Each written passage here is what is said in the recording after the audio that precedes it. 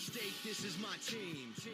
You know what that means. This is for the black and blue that I bleed. This is for the chance to bring home that ring. But everybody gonna doubt this. So far there ain't been another way around it. We bring heat to the game each week. They just say we ain't got what it takes, we ain't bout it. Well, y'all can just keep saying that we ain't gonna make it, but at the end of the day, this will be the Panthers nation. You know, this ain't a game to us major players at every angle that you can think of. That's why you hate us. Get out the way of greatness. You can look at our faces and see the blood, sweat, and tears that it took to create this. Yeah, I know what you're thinking, but you can save it. Cause even on the darkest of days, you know we're always gonna find a way to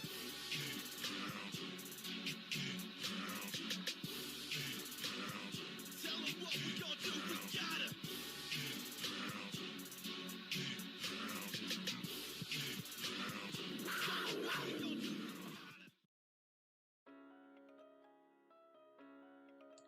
All right, you know what time it is.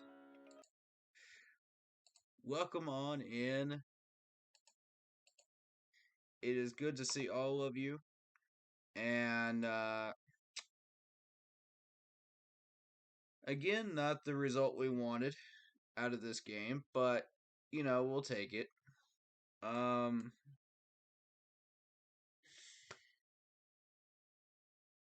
But we have a few things to talk about on this stream. Yes, sir, we do. It's going to be some big, important things. But before we get started, if you like the stream, if you like the video, if you like the channel, hit that like button, hit that sub button, hit that bell, select all, leave a comment down below if you feel like doing so. And don't forget to check out the Facebook page, Keep Pounding in all caps, for in-game content, posts, polls, opinions, and reactions to NFL news. And if you'd like to watch the last game of the season with me, be sure to check out the Facebook page, Keep Pounding, at game time to get the Zoom chat ID and password.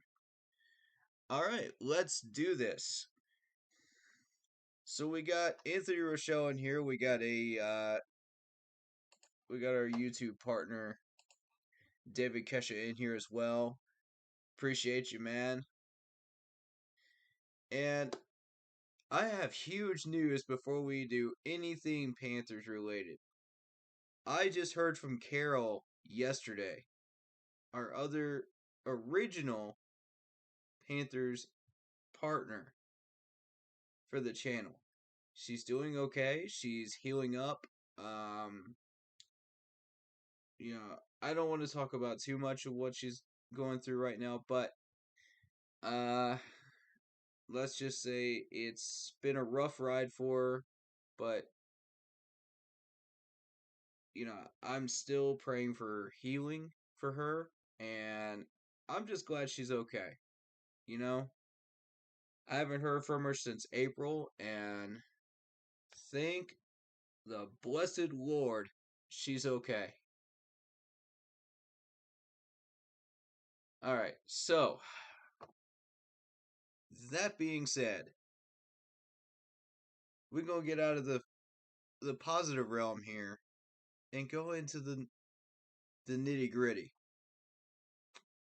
Now, before I do that, let me read this message from David Kesha. This is a joke, but if Matt Rule dressed up like a clown next week, Panther fans might laugh. Put Matt Rule at quarterback before he gets fired. Ooh. Dude, I've been seeing comments just like that, like, everywhere. Everywhere. We're gonna get to it. I want to get to something a lot more controversial first. And this has to do with us first. Let me make sure this gets put up on the screen so you guys can see it.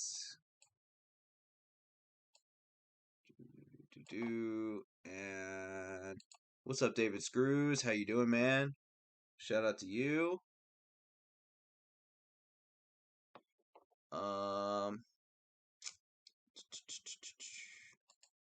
This one. All right. Now I posted this when it first surfaced. But I think you guys deserve to hear this because there's a lot going on here in this 4-minute and 38-second presser from Robbie Anderson than people realize. You know, people are making their own generalizations.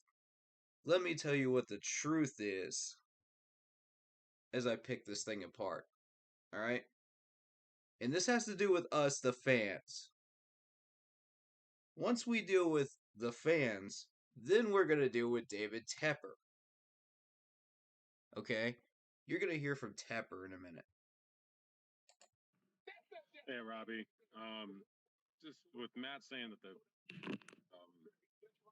process is working 1,000% right now, what does that mean to you from a guy that's been with him before? Because fans right now don't get it because they don't see wins. What does this look like? Because why does he say it's working? I'll say it to say like, if you're building your house, you know what I'm saying? It's not gonna be done finished product, you know? We're still stacking bricks, still building the foundation, still building the culture. Boom! They're still building, ladies and gentlemen. Okay. Here's my thing. I have read so many comments about Matt Rule deserving to be fired. Everybody wants him gone. Everything is stacking up to where it's like fire Matt Rule, fire Matt Rule, fire Matt Rule. It's just row after row after row of comments. And you know what? I finally had to say something on one of those comments. I had to. And I'll see if I can find that comment in a little bit. Because I want to read that to you. I want y'all to understand what we're dealing with. But I'm going to try to summarize it before I find it. That way I can kind of cover all the bases, you know. And if I missed anything, then I'll just read it through the comments. But now where do these comments sound familiar, ladies and gentlemen? That Robbie is saying right now about stacking and building a house. I think I'm the only one that actually came up with the actual video explaining the process of how a franchise is built, relating it to a house. But I digress, because nobody wants to hear that. Robbie's speaking facts, part 1. There we go. Next. Keep it rolling. What are some things that fans don't notice that you can point out to help them see that this process is working? I mean, good questions, by the way. The mindset, I would say, you know, within the mindset. Come on. Come on. How many streams have I said the word mindset? I want my credit for that. Building and things like that. You know, obviously the wins, we want the wins, but I tweeted something today. It's like, if you learn a lesson from a loss, it's not technically a win. You know what I'm saying? You learn a lesson from it and you grow from it. So that's the part that we're going through right now. Facts. What he's saying is, if you take a loss and you get back up again, you are learning something from that loss. So it's technically a win. Huh? That's a big statement right there. This is why I love Robbie. Going through growing pains.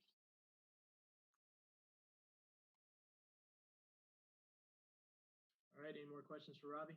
That's exactly what it is. It's growing pains. Hey, Robbie, can you hear me? Yep. So what was I'll going read through Facebook your mind comments in a minute. when, at the end of the game, this might be the last game that you get to play with Cam? I mean, honestly, that didn't go through my mind because we got a game. Me either. Well, I'm sorry. To be honest, last home game. That honestly ain't crossed my mind. Yeah, same. All right, let's go to Mike Slarte with the next question. Hey, Robbie, kind of getting back to Will's point there. You say you're still stacking bricks, you're still building the foundation. How do you convey that to fans and tell them, this is year 2 of the process, and it's going to take some time. I think you did it well At enough the right end of the there. day, if you a fan, like a real fan, you gonna love like your team, who you're a fan of, through their ups and their downs, regardless. You know what I'm saying? And that's just what it is. Like that's just what it is. That's what a true fan is. You might be a little disappointed, but if you a true fan and you talk down on somebody that's like, you know what I'm saying? Like, All right, all right, all right, all right. Somebody send these people the video of when I was talking about building a franchise like a house. Please. That'll answer your question, I think. A lot better than what he's about to say. And normally I would not advise a player such as him to say something like that, right there. But he's frantically searching for an answer for this question, which he really doesn't have one to be able to answer it. But see, if people had only seen my video, that would explain it quite well to you. But okay, I digress. Let's see what he has to say about the fans now. This is where we get into the meat of this, right here. This is going to trigger some people up. And I apologize if it triggers you. Wait, no, I don't. Because some people need to be triggered. So, you know what I'm saying? Like, one thing I didn't like, and it's just what it is, like, Sam came on the field and they booed him. Like, that's crazy. You know what I'm saying? Like, Okay, first of all, they were not booing Cam. They were booing Matt Rule. Let me correct that. I'm going to stay calm here. He's doing all he can and has done all he can. He obviously made mistakes, and we all do. But when he was doing good, 2 plays later, he'd make a big play. They cheering for him. Like, that's not real fans. You know what I'm saying? Robbie. You're a little confused here, buddy. These fans were chanting "Fire Matt Rule." They were not booing Matt. They were not booing Cam Newton. No. Try again. And for the culture that we build, and we don't want no fake fans. We want Culture that you're building? Excuse me? What culture? Because at this point, the culture is part of the problem. It's clearly part of the problem. And so is the mindset. People are getting pissed off now because they don't even know what the culture is. They don't even know what the mindset is because we don't even know what it is. As a franchise, we have no idea. That's why we need a total reset of both. And that's why I've been saying that every single stream. This is where Robbie kind of goes off the rails here, man. But, I respect what he's saying. I know people are not going to like the fact that I'm on board with at least 3/4 of what he's saying.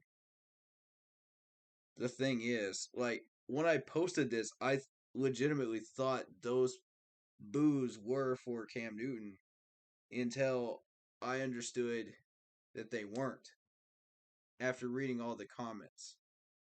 Once I realized that, then this whole interview, I had to rewatch it and reassess what I was thinking about it. So, I will put up another post about that later on this week about that to kind of counteract that part. But I think this stream will do. die-hard loyal fans that's gonna ride or die for us. Simple as that. Ride or die. Now, where did you guys hear that one from? There's at least 2 or 3 streamers that I've heard say that recently. Okay. Yeah, man, we ride or die. We ride or die. We're not fake fans, Robbie. Listen, we're not fake fans. Yeah, they were booing Matt Rule. That's the problem with that statement. So we kind of got off track there, and it's okay. I forgive you, Robbie. I forgive you. You were just confused a little bit. I'm not gonna go off the rails on you on that, man. You're good. You just didn't know. Um,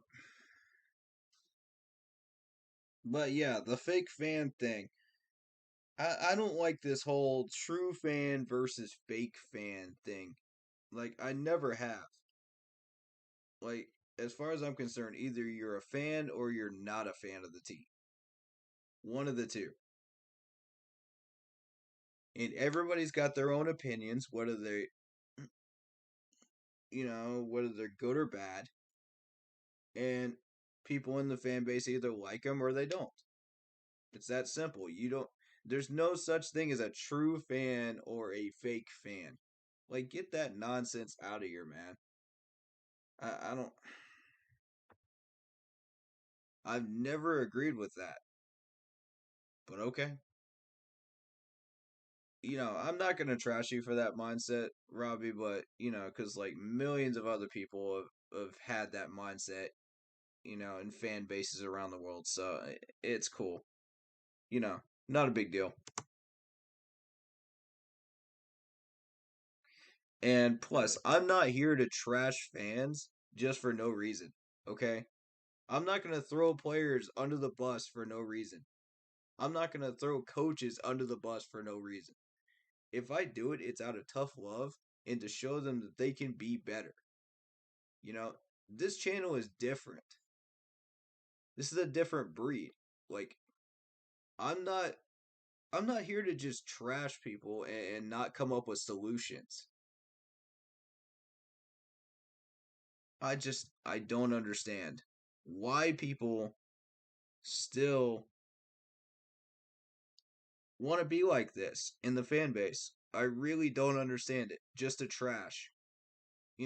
They've got no solutions. They just come in there and they're just like, fire this person, do this, do this, do this. And then they've got no. When Listen to me, man. Whenever you fire, cut, or trade somebody, you got to have a replacement player, or a replacement coach, or a replacement GM that you can name that will be a proper replacement for the person that you're asking them to fire. You can't just be like, fire Matt Rule, fire Matt Rule, fire Matt Rule, and it's just a line of sheep. That's exactly what it is. It just seems like a line of sheep. Like, tell me why you want him fired in your comments. Don't just say fire Matt Rule. You know what I'm saying? And that's what I appreciate about y'all is in this fan base and in this crew is y'all actually put stuff out here and you put your reasoning in it and you're just like, okay, A, B, C, this is why I want him fired. And I'm like, okay, I'm willing to listen. I'm willing to hear y'all. Like, I'm listening, you know? I want to finish this Robbie interview real quick, and then we'll get to Tepper's comments, and then we'll see where we go from there.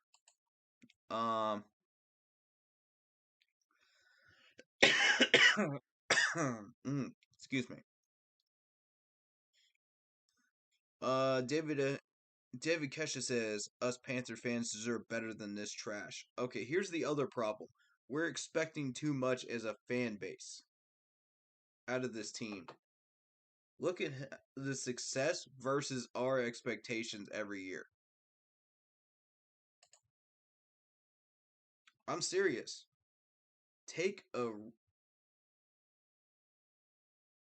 Stop, put on the brakes, and take another look at it. because this is where we have a problem as fans. Is we put too much expectation on this team, and I'm not talking about just progressing, you know, I'm talking about the people that want Super Bowl or bust, win now mentality. Those are the people that piss me off. Those are the people that are the problem. Because y'all think, okay, we win 3 easy games. Oh, we're going to the Super Bowl. We're going to the Super Bowl. And then we lose like 3 games in a row, and we're the worst team in the whole NFL. It's just like, come on. Okay. So we're not the number 2 ranked defense that everybody's advertising. So what? We're still up there in the top 15, top 10, wherever you rank them, But I would definitely rank them above the top 15. Absolutely. Even though the Saints made them look good today. Still, top 15. We're making progress on the defense. That's what we were building in those first 2 years. Now we're going to start focusing on that offense, and it's going to take a while because the offensive line is going to be split up into about 2 to 3 years where we have to get offensive linemen to replace this absolute dog trash line that we have right now. So give it time. I say 1 more year. Let's see if we make progress on this line. I want to see Deontay Brown start. We've seen Brady Christensen start. He's been solid. So, those are 2 of my picks that I chose in my mock drafts last year. And I feel like I hit a home run with Brady Christensen.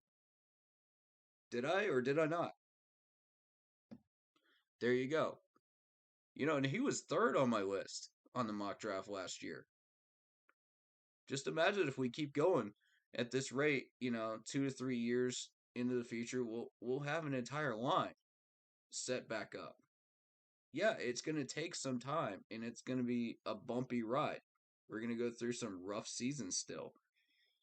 But, even if we end up sitting there at like 6-10, 6-10, 6-10 for a few years, to rebuild this line, but still have most of the core pieces of the defense still here, I'm willing to wait. Because if I know that line is going to be a rock star offensive line at the end of this journey, and we've still got some offensive pieces still on the board,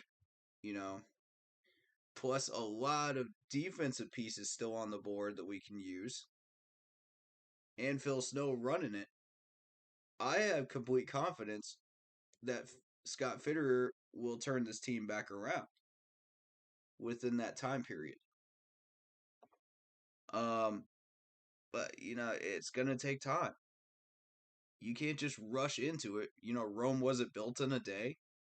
You guys know that line by now. You know it. And here's the thing, man. Everybody that is screaming fire Matt Rule right now, fire Matt Rule, y'all completely forget the fact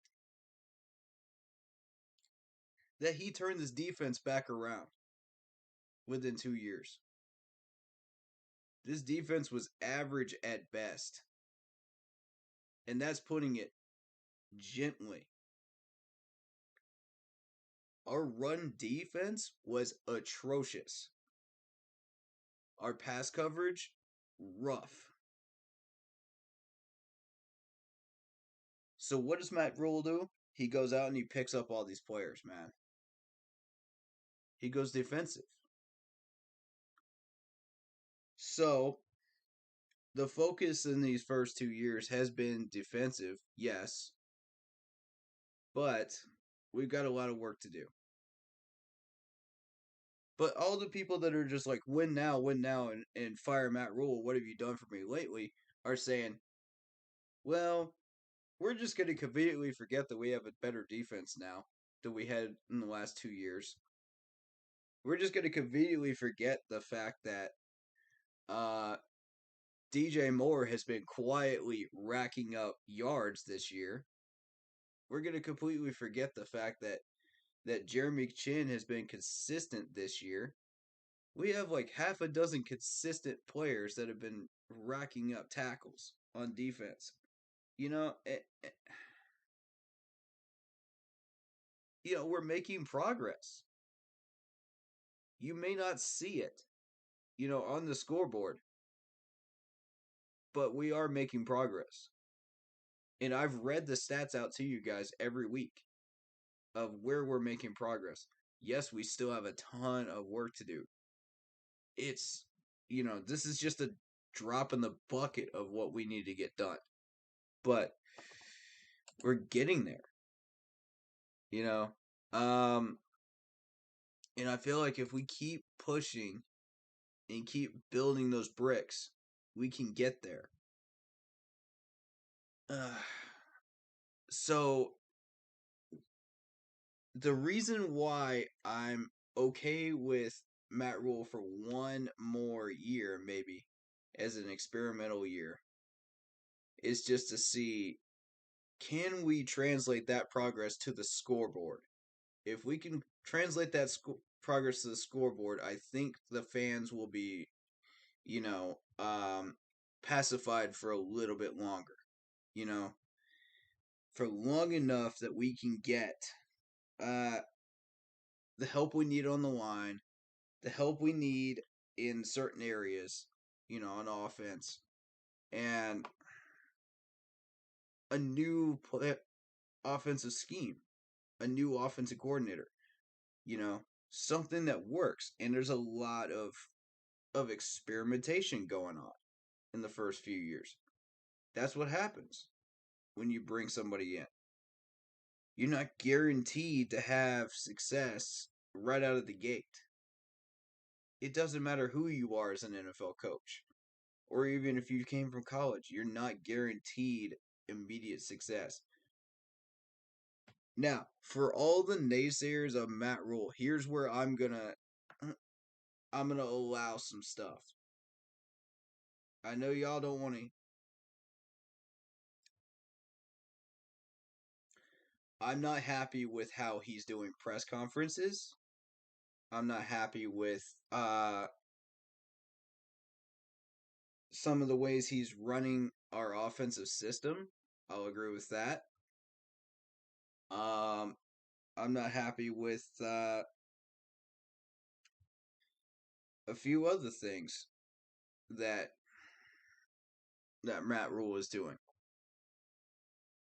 such as the culture and the mindset, which are the most important things right now. And here's the thing, man. The culture and the mindset go beyond any player, any coach, any GM, any owner that we've had.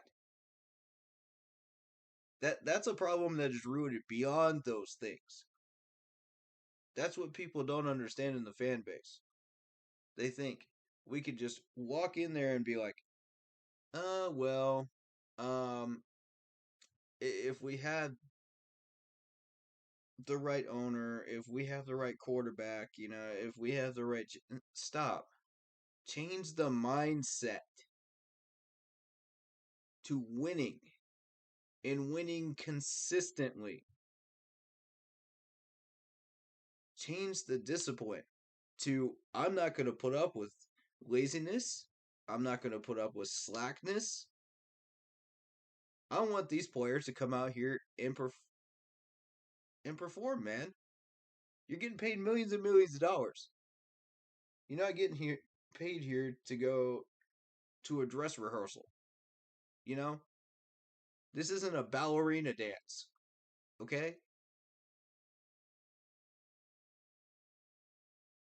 And that's what it feels like to me in these last few games. That's exactly what it felt like. Right? Is that what it felt like to you today? I mean, tell me I'm wrong. That's the mindset right there that I'm talking about. If we don't change that mindset, it's going to screw us. Y'all remember back in 14 and 15 when we had every single game, every play, these guys were trying 100% on every play. They were giving 100% of everything they had. That's what we need to get back to. That's the bar that we're trying to reach. Oh man, I miss those days.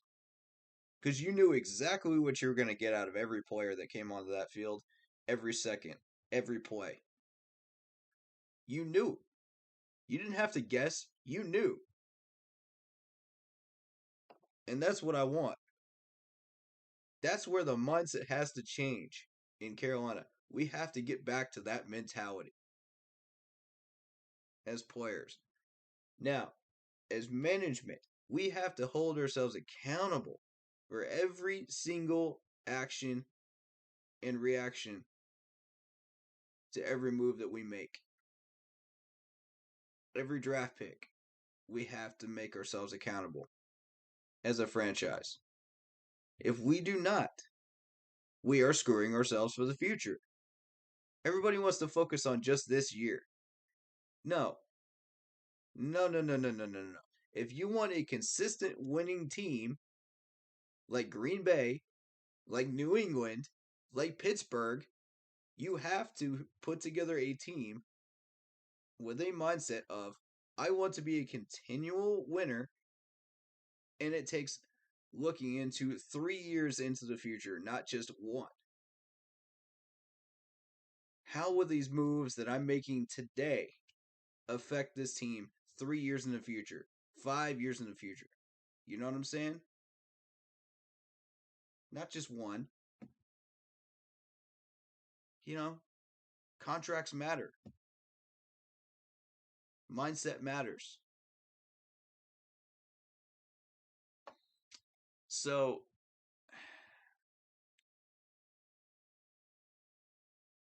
yeah, I want to get back to this.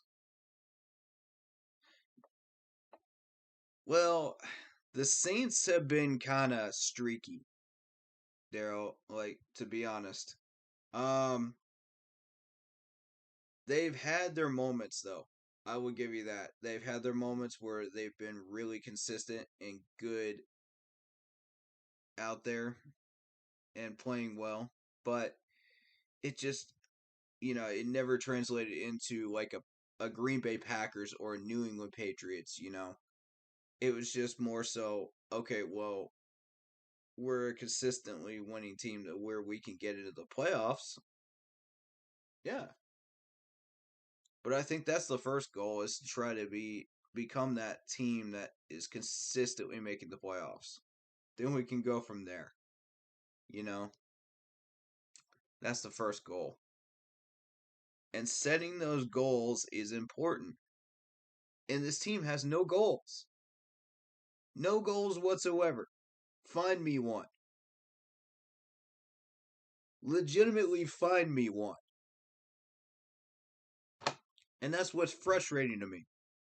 Because if you don't have goals, you're just blindly floating through the season. You're just blindly floating through every year. And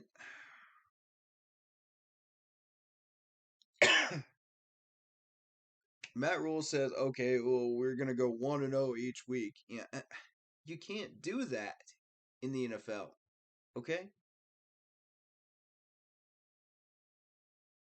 Look, the NFL is a different beast. Been saying it every stream. Every single stream. You have to look at the entire schedule and say, okay, I'm going to circle this game, this game, this game, this game, and this game. These are the 5 that could either make or break this season. And we're going to put everything we have, all our eggs, into those 5 baskets.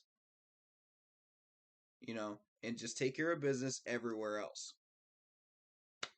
That's what you need to do in the NFL.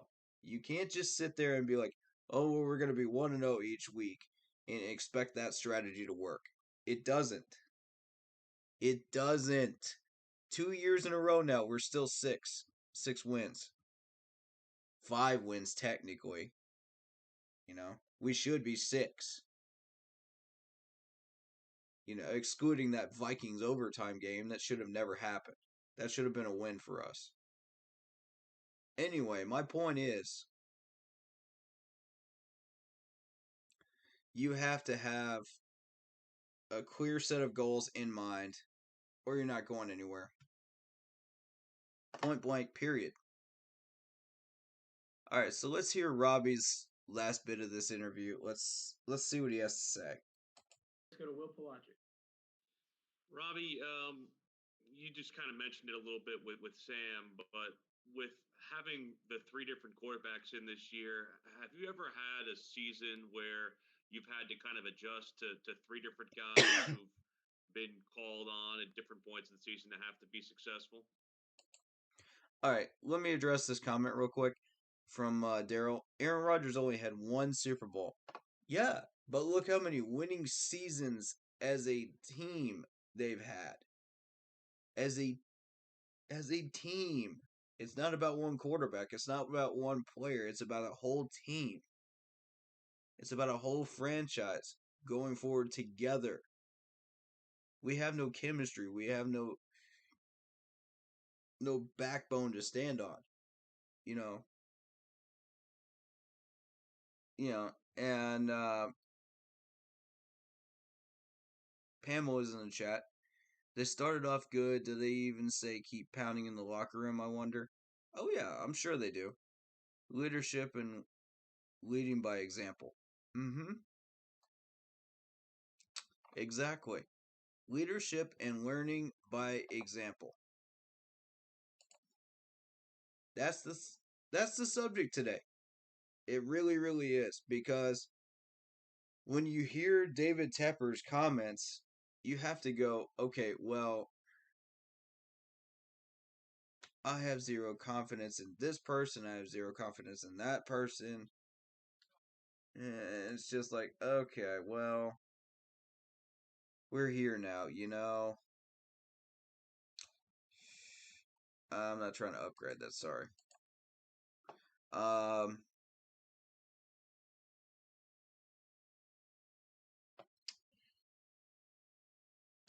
You have to have leadership and confidence in the people that you hire. If you're going to put 7 years on a contract, you better be doggone sure this coach is going to get the job done. And now he's like, oh, well, I'm so embarrassed I did this. And it's like, come on, Mr. Tepper, man. We love you. But you should have never put 7 years on this man. 3 years max. Let's see what he can do. If you want to extend him after that, then we can see. This is a fair weather fan base right now. They want, what have you done for me lately? Or you're out. And if you haven't made any progress whatsoever, you're out. Basically. Half these fans only see what's on the scoreboard. They only see the record, and that's all they want. That's all they're judging on. As far as, oh, should this coach be fired or not? Look deeper. Look deeper. That's all I'm going to say about that. Because there's stats backing up what he's actually progressed in helping us with. He's gotten us defensive players that have actually gotten the job done. Yeah, we only had 1 Pro Bowler, and about 2 or 3 of them deserved it.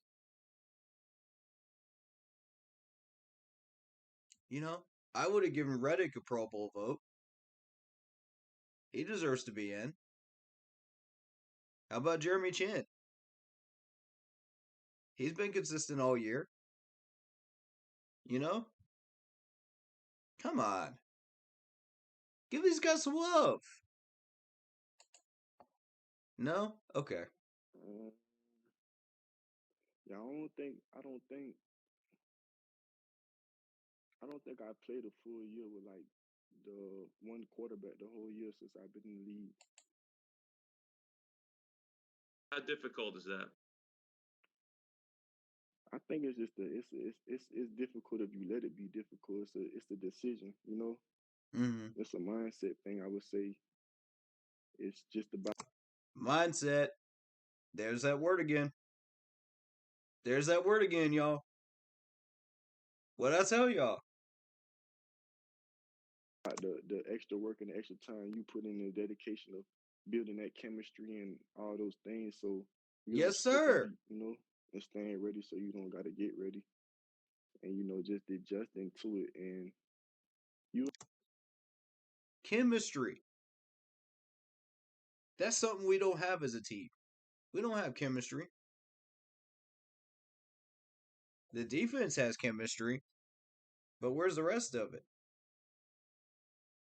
Oh well, a new quarterback will solve the problem. A new quarterback will solve the problem. Guess how many quarterbacks we've been through in the last 4 years? You think that solved the problem? We're still here. Ladies and gents, we're still here. Quarterback ain't the problem. That's part of the problem. That's only a small part of the problem that we have as a franchise.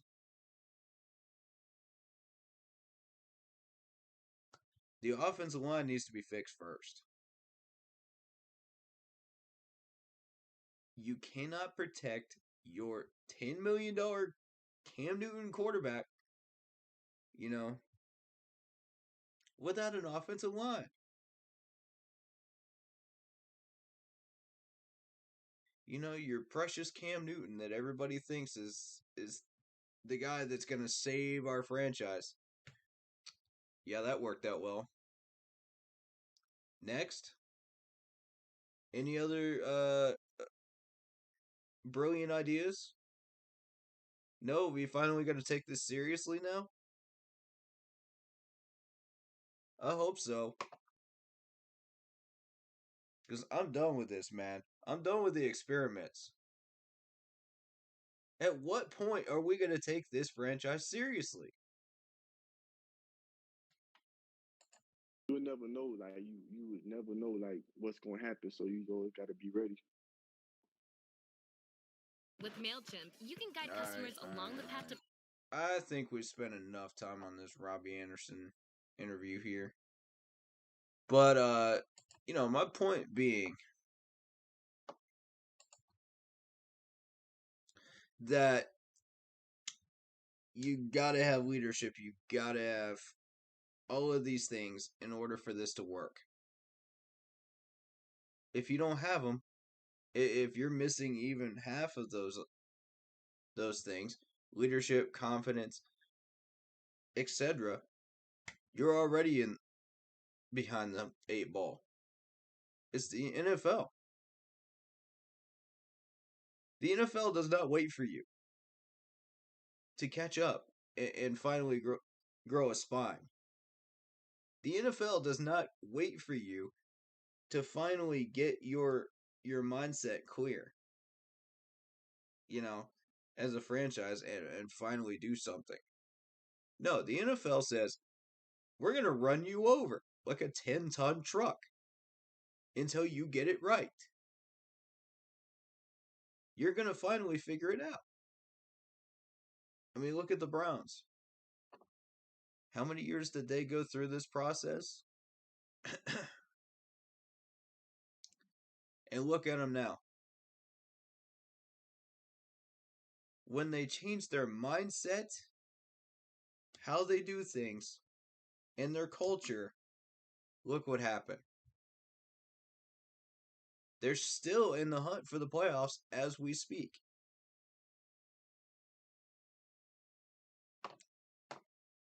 But okay. We're still sitting back here.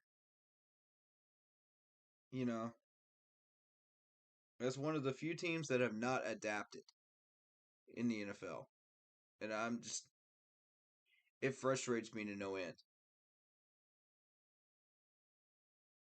And I think Tepper's finally starting to really, really understand what he's dealing with here, what he bought with his billion dollars, from his hedge fund. And honestly, I feel sorry for anybody that wants to take over this team right now and can't fix it,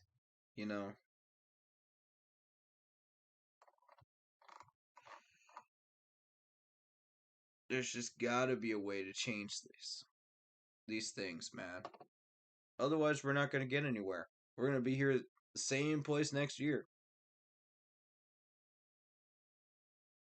Is that what y'all want? That's what half this fan base wants, I'm telling you. Because they don't understand. They don't understand what it takes to be a winning team. They don't understand what it takes to turn a franchise around.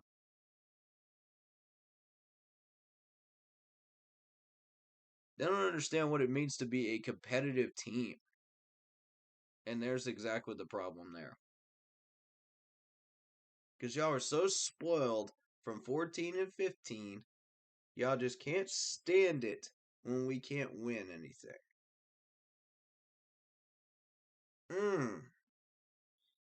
Those of us that have been here for God knows how long, y'all already know we've suffered through the John Fox days. We know what this is like.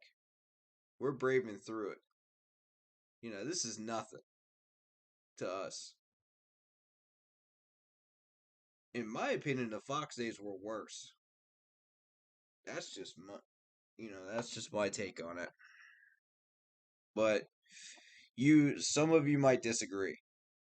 But we're still building through it. All right. So this article by the New York Post.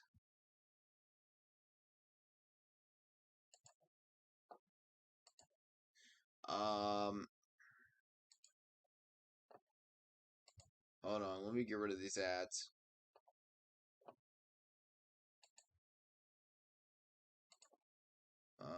And reset Zoom. There we go.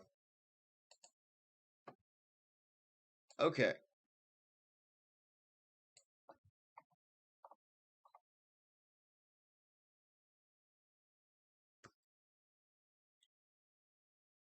Let's do this. Panthers owner unhappy with deal that kept Matt Rule from the Giants, and he calls it a cluster. Well, you know what the word is. I'm not going to go there. I'm not going to say it either.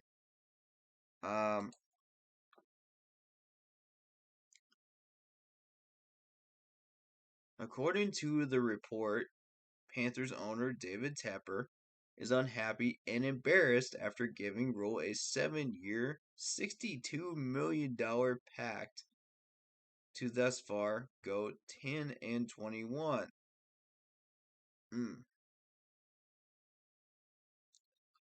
Why in the world did you give him $62 million in a 7-year contract in the first place?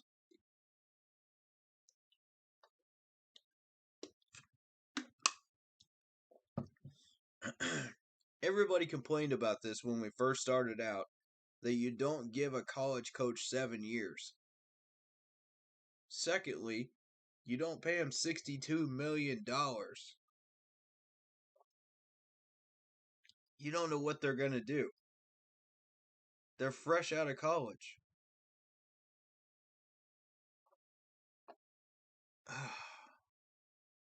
You see what the contract was that they gave to Urban Meyer? Yeah. That's a more suitable contract.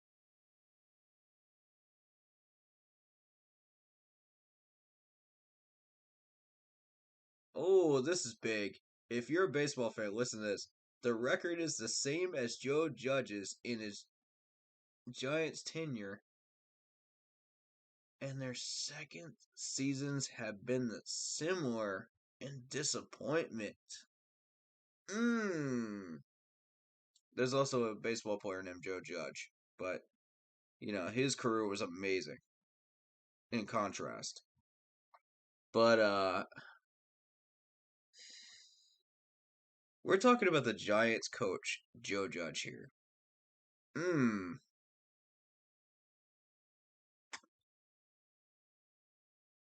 Now here's the point I want to make to everybody here. Everybody wants to talk about how bad the Giants defense is, how atrocious it's been all year. Y'all conveniently forget about the corner that we let them get by the name of James Bradbury. But I digress. Okay.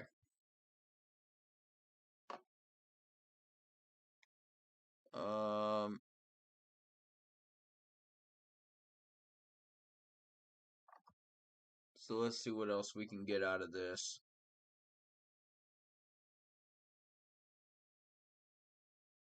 Many of the reported complaints, voiced anonymously, stem from Rule taking the same approach that helped him in college to the pros. Rule was upset when a player signed an autograph before a game.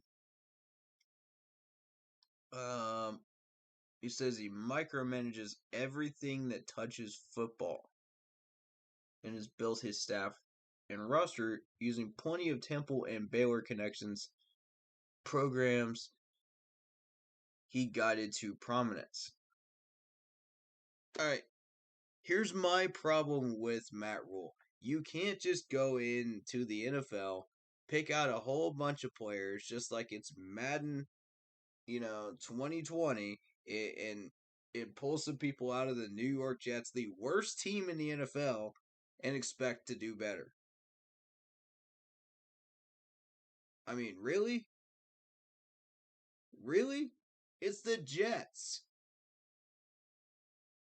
For crying out loud. Like, why? Like, I had complaints the first 3 of them that I saw signed by us, and I said, oh no, this is a pattern. I was like, oh no, what are you doing, Matt? This is not a recipe for success. This is a recipe for going downhill. These players are in New York for a reason. They're just there to get money. And yes, there were a few players like Robbie Anderson, that have some talent up there that we pull from there. I'm okay with that. But the rest of them that we pulled, and I give credit to Frankie Luvu as well. We grabbed him too. But the thing is, man, you can't just pull from the worst franchise up there and expect to succeed. These guys are supposed to be bridges into the future, You don't want bridges into the future from the worst team in the league. You want people from some of the better teams in the league, right? Yeah, it's going to cost you a little bit of money, but it's worth it. If you want to build correctly, it's worth it. This is the mindset, man. I'm telling you. It leads back to mindset. And it's not centered on any one owner, player, coach, or fan base. It's the mindset in this franchise. So, anyway, that's... Oh, God.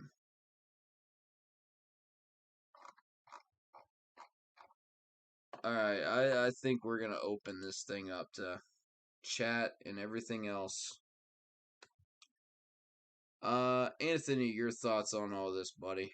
If you're here, go for it. I know you've been waiting, my friend. I'm sorry. Hello. Hey, man. Hey, how you doing, Corey? Yeah, what are your thoughts on all this stuff, man? Because I know you've been waiting to talk, and I'm sorry. No worries.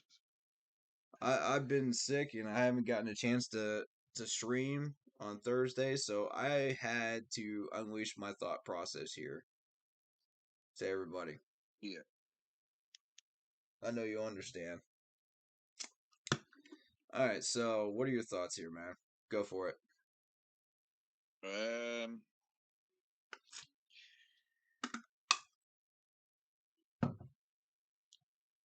I think that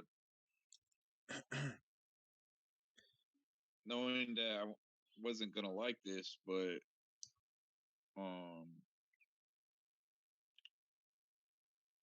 I think David Tepper should have kept Ron Rivera if you know gave him one more last chance.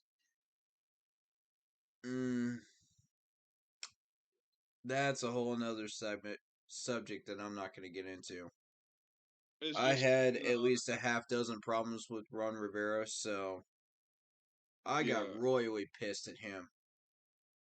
No, that era is over. Yeah. But my other situations is Yeah, maybe we go one section at a time. You know, starting with the Robbie Anderson comments. What do you think about the Robbie Anderson comments? um Let's go with that first. okay.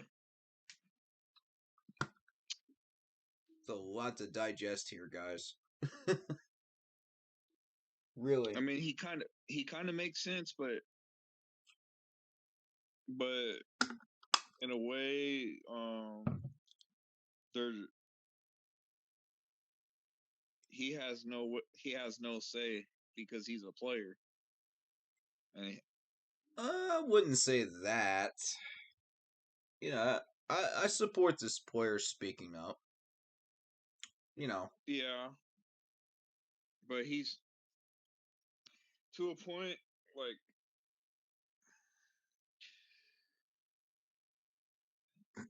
he does make sense to a point of if you are a fan of your team, Mm-hmm.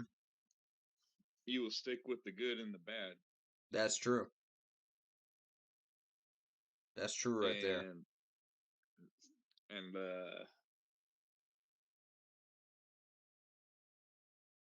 it makes plenty of good sense what he was saying. So Yeah. I had to go back and rewatch that, man, because at first I didn't, like I said, I didn't know that was what they were booing. I thought they were booing Cam Newton for a minute there, and I was just like, why? Why would you boo yeah, Cam Newton? no, I they was just weren't as doing. misguided as he was for a minute, and then I started hearing the chants, and I was just like, oh, okay. Yeah, they're And you not start reading the comments about it, and I was like, got it. That's what because they're I doing. because at first I thought it was like that too about Mm-hmm. them booing Cam Newton and all that, but when I looked and Mm-hmm. I looked for the video and studied it, they Mm-hmm. were not really doing that to Cam Newton. Right. They were booing the coach. Mm-hmm. Mm-hmm. The just the poor decisions of what's been going on. So it wasn't even Cam Newton at all. So Okay, if you don't mind, let's examine some of these quote unquote poor decisions that he's making, and y'all be the judge. Okay. First, when Matt Rule first took over, our defense was average at best. Our run defense was horrendous. We couldn't cover anybody to save our lives. You know, And we were probably sitting, what, 28th in the league in defense total? Yeah. He has brought us back up to a top 12 defense, in my opinion. Possibly a top 10. Depending on where y'all rank him, it's definitely not a number 2. I'm sorry. I don't know where they're getting that from, but look where our defense has become now since he first took over. That's progress.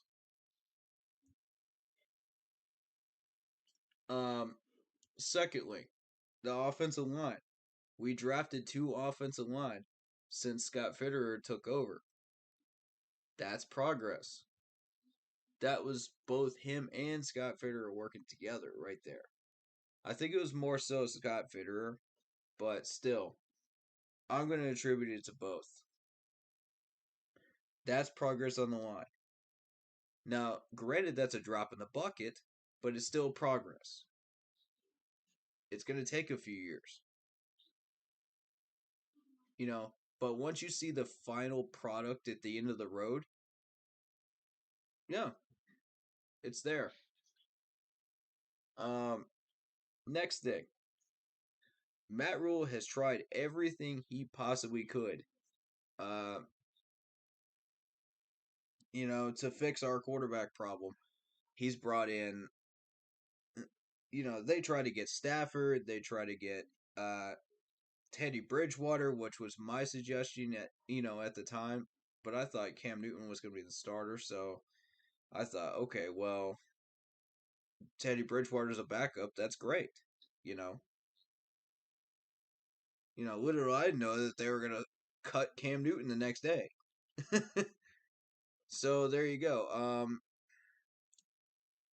Sam Darnold was pretty much the emergency exit, to try to get out of that situation and get something. He was just the quick signer. Yeah, just to try to get something, that was out there. That was like one of the last quarterbacks in the carousel that was left.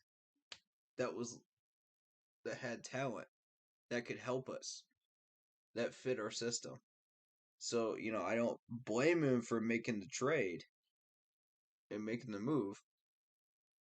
But, hindsight is 2020. We didn't realize that he was that bad until we got here now. We thought, okay, well, our line is slightly better than theirs. And getting to the line, remember this. The last 4 years, that offensive line was getting quarterbacks absolutely murdered back there. And I'm talking CSI murdered. These guys were being put on carts. They were being put in ambulances. It was bad before this last year, man.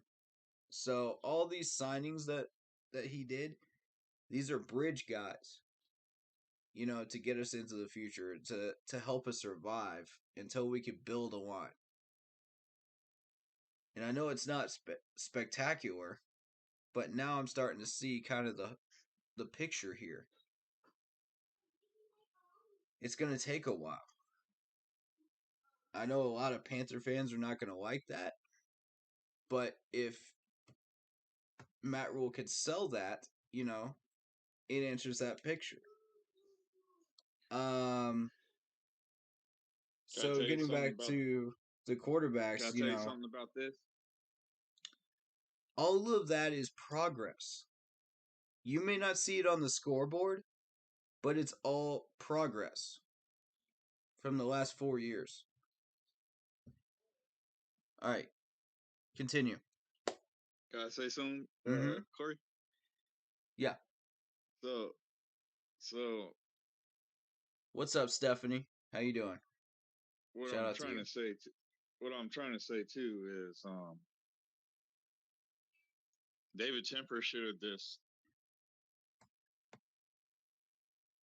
went with Mike McCarthy.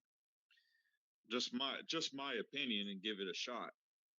You know what I mean? Like, it's just that's one of the ones I had up on my list. Yeah. This, I mean, I'm just throwing it out there because I mean, yeah, he did get the Packers to that only Super Bowl, but Mm-hmm. you know, just thinking of it, how he's like how he's doing very good with the Cowboys right now. That Mm-hmm. is just, I think Mm, David Temper excuse me. should have jumped on that right away and say, okay, you're hired. You know, Mm-hmm. just give it a shot, Mm-hmm.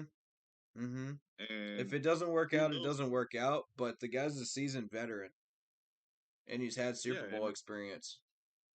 and I agree with to, that. to I mean to see where we would have landed. You know what I'm saying? Where we would have succeeded, and the what was it the Matt Herney thing we had? Yeah. Yeah, he had to go, which I agree. Yep. Mm-hmm. I like Scott Fitter. You Yeah. know, I do. Scott Fitter is the future. I do not uh have any doubt about this guy. Mm-hmm. This guy wants this team to change around and Mm-hmm. have a championship and wants future, just, you know, Right. bright bright success, you know. And I mean, time will tell to see what's going to happen in this off season. We can end up hearing breaking news: Matt Rule's fired. Like, Mm. you know, time will tell. And like you're saying, you know, we could give him another third year and see how that process goes. But I'm honestly, I'm tired of him saying the process, the process. That's just it's just kind of a little irritating to. It sounds like a skip record. I understand that. Um, but I'm also starting to see what his process is. And a lot of people don't understand it, and most people don't, you know. But I've pretty much tried to do a pretty adequate job of explaining what the progress is, so far. Uh, Yeah, and you do a very good job about it, Corey. And mm-hmm. you know, you're doing very good to try to get that aspect about it. And you know, He you and doesn't I make are it on. easy. It's not easy, no, but you know, you and I are on the same page on, you know, a lot of, you know, a lot of the different situations, but we both have different, you know, mindsets about how the team is going to be, but Mm-hmm. we still come to agreement at that level to see, and you know what I'm saying? Like, and that's the best thing about it, that, you know, me being, you know, the moderator and all that, it's super awesome that I'm giving these fans two cool situations, Mm-hmm. you know. And I was very frustrated today. I was just like, wow, am I seeing like am I seeing like a team here? Well, you're Like, seeing a defense today. and then, You but were I'm just definitely saying, seeing the like, defense. They were but awake and alive today. yeah, Even Melvin White but made a play today. and I was just, I'm like, oh my goodness, like how we do. I think you said something about. Didn't you call it that week 2 we would have probably lost to? the Saints. Mm-hmm. Week 17. But it wasn't week 17. It was week 2, I remember. Week 2? Yeah, we were not supposed to win that game, but we did. Yes. And I then thought, you're like, okay, oh well. and you're like, oh my goodness, we actually won that game, you know? Yeah, that came as kind of a shock to me. I did not like the fact that that was our second game on our schedule. I still don't. But You shouldn't be putting divisional games as the first 3. the game altogether was great of, the defense, but It is what it altogether is, though. the game was pretty sloppy. And yeah, it was. It went really slow. It's like, oh my turtle size slow, man. It was, oh my god. But yeah, the defense showed up today. I thought they did a great job. I'm kind of disappointed on that field goal kick. Offense looked like trash. The field goal kick was... Yeah, I was surprised to see that miss. That was really that was disappointing. The offense just looked like it wasn't even trying. That's the thing. Except for Chuba, and I could tell maybe one wide receiver or two may have been really trying today, but the rest of them they look like they just didn't even want to be there. Yeah, it looked out of sync. Yeah. And it's been that way like all year.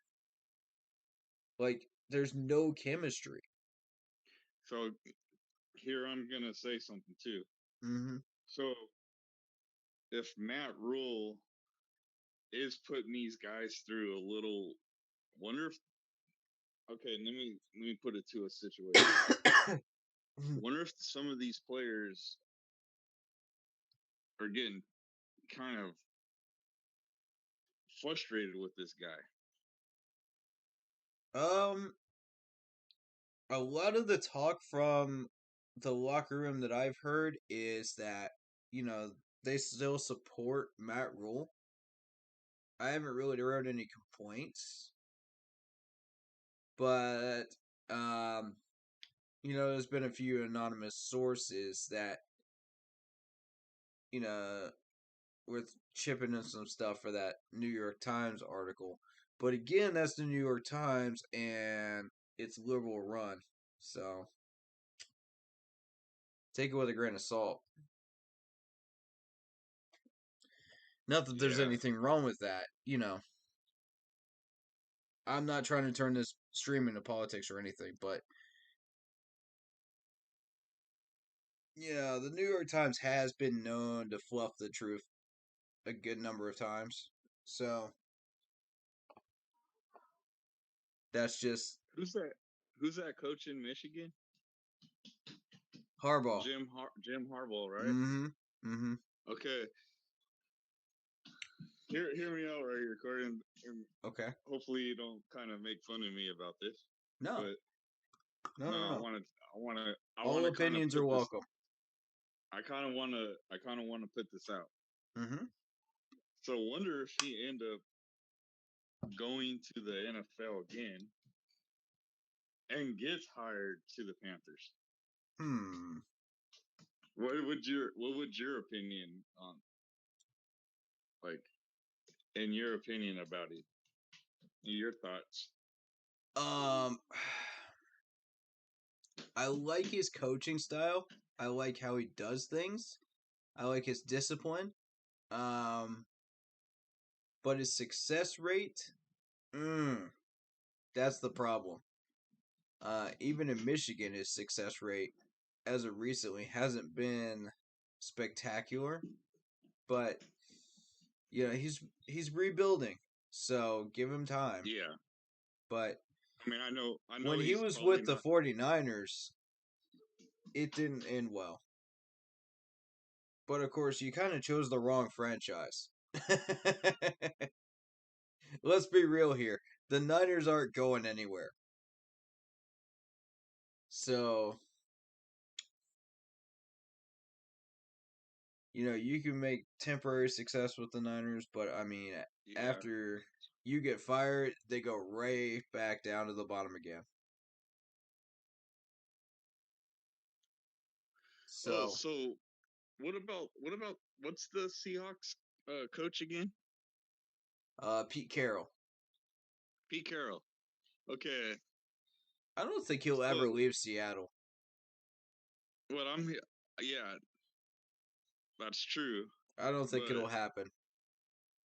If they decided to say, okay, we're gonna have somebody different, you need to go to a different team or be fired and stuff. Mm-hmm. Wonder if that's a good opportunity. You think?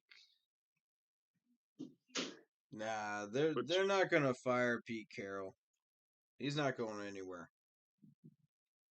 That dude is locked into Seattle. Those fans love him too much. Plus, they almost won a Super Bowl too. Yeah. All they had to do was run Marshawn Lynch right up the middle. That's all they had to do. That's all. They had New England beat. That's the sad part, man. They had them beat. And it's whatever, man. It's the past for Seattle fans, but yeah, Pete ain't going nowhere.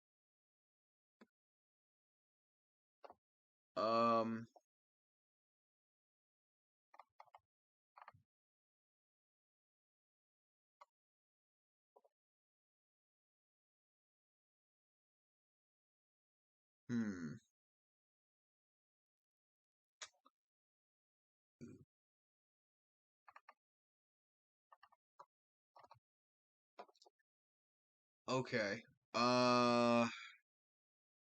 Supposedly we were more competitive in 2020 when they're finished 5-11 with Teddy Bridgewater at quarterback.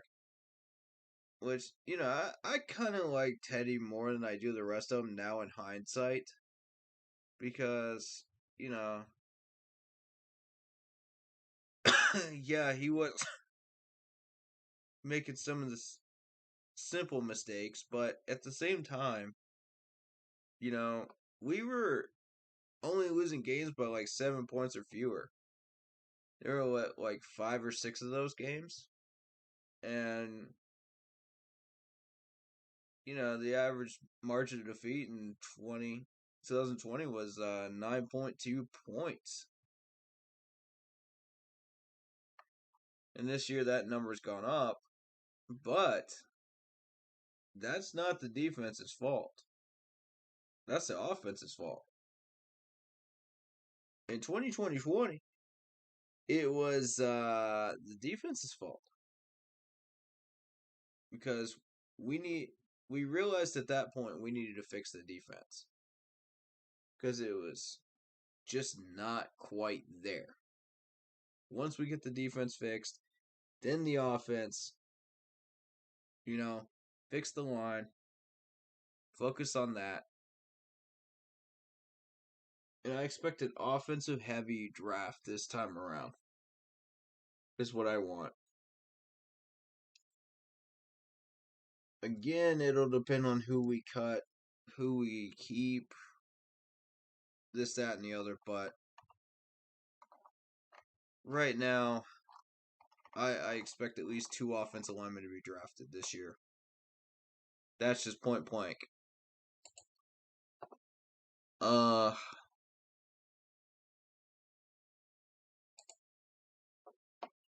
Anyway, shout out to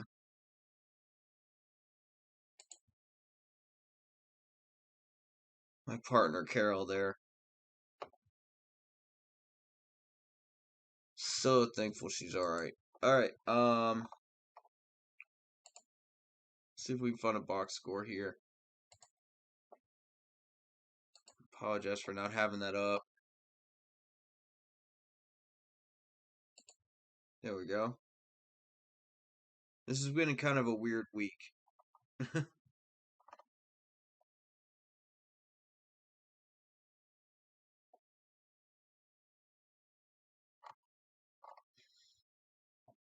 All right, so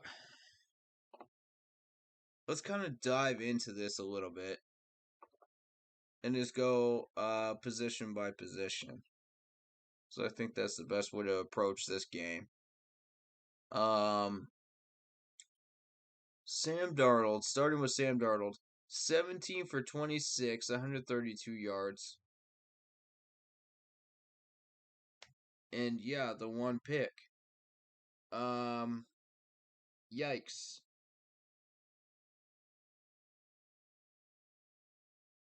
This guy baited you twice during the game and you fell for it the third time. He jumped the route, took the ball, went the other dang direction. And then, bye-bye.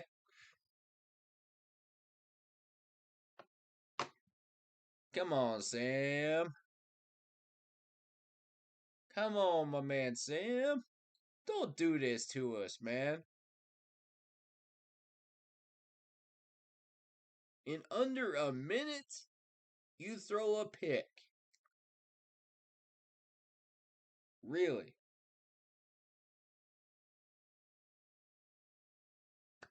Now I can accept a 2-point loss. I'm okay with that. If we try for a 2-point conversion after scoring and it fails, I can accept that L. That still brings us, a little higher up on the draft order. Either way brings us a little higher up the draft order. But the way you lost that, Sam, come on, man. Really? At least put up an effort. That last drive that killed me. That 3 and out killed me. I'm sorry. Alright. There's 2 things I need to say right now. One, Sam Darnold, please learn what an audible is. For the love of God, learn what an audible is. Because if I see one more draw play on a first, second, or third and long in a stacked box, and you don't change the audible, I'm gonna come up there to Charlotte and smack you myself. Come on, man. You're killing me. This is game after game after game. I'm watching this, man. And this dude just does not understand what an audible is. Ugh. God. Second thing I need to say about Sam Darnold right now. 3 words.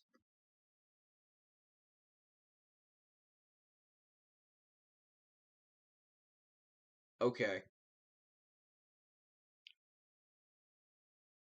Throw the ball. Do not get sacked. 7 words. 7 words, my bad. Still. Do not take the sack. How many times have we watched this man take a sack today? When he could have thrown it away? How many times? Shoot, man.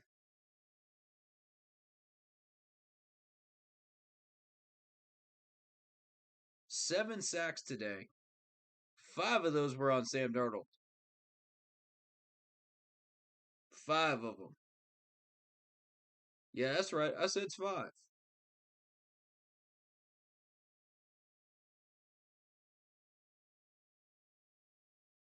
That should make all these people that are, oh, Sam Darnold is terrible, happy. That should pacify y'all. Because y'all know I'm right. 3 of those sacks he took by himself. He just laid down and took it. The other two, this man was getting hit. And just held on to it too long. And still took the sack anyway. In a clean pocket. Every one of those 5 times. Out of the 7.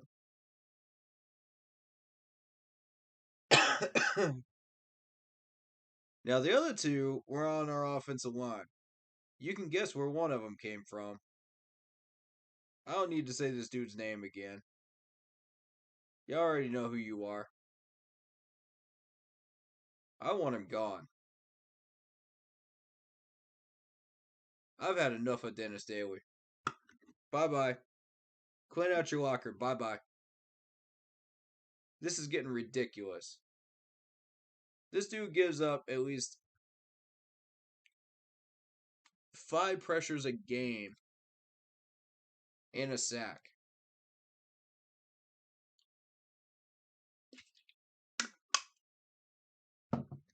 I've had enough. Dennis Daly needs to go. I like him as a person, but he's just not the answer. No. He's anything but the answer at right guard right now. I'm sorry. No, you know what? I'm not sorry. He needs to go.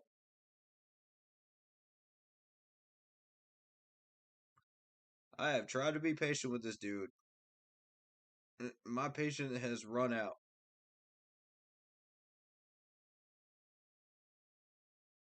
So, yeah. Not happy with it. Pat Eflin's got his own problems, man, and, for the most part, the offensive line did okay today. I'm not going to say they didn't. We didn't have any holding calls. We didn't have any false starts. They didn't beat themselves with penalties today, which, that's progress. But, too little, too late. Plus the fact that they did that against the Saints and not against somebody else. And it makes you wonder, how good is this Saints defense really? How solid is it, actually?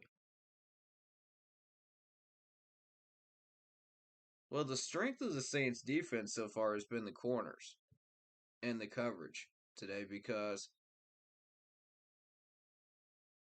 we couldn't get anything into these wide receivers at all. But oh wait, maybe it's because they might be running the wrong routes. Because we don't know what we're doing.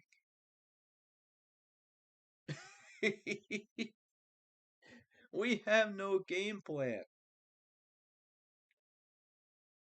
We're just like, okay, well, let's try this, let's try that, let's try this, let's try that. Maybe it'll work. Maybe this will work. Maybe that'll work. And you know which one we keep going back to? The draw play on the first, second, and third and long. Towards an 8-man box. And it does not work.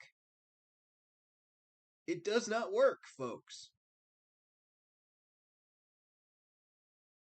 Like, how many times do we have to do this before this management finally learns this does not work? Like, this is the definition of insanity, doing the same thing over and over and over and over and expecting a different result. This is what this draw play is. Ladies and gentlemen, this is what this is. Towards a stack. Now I can understand if it's second and short, third and short, within like 3 yards. Fine. I'm cool with that. I'm not talking about those. No, I'm not talking about those. I'm talking about the first down and second down plays, that are first and long, second and long, third and long, where we just run these draw plays and just get smacked right at the wall, right at the line of scrimmage, and get nothing. I mean, what did you expect was going to happen?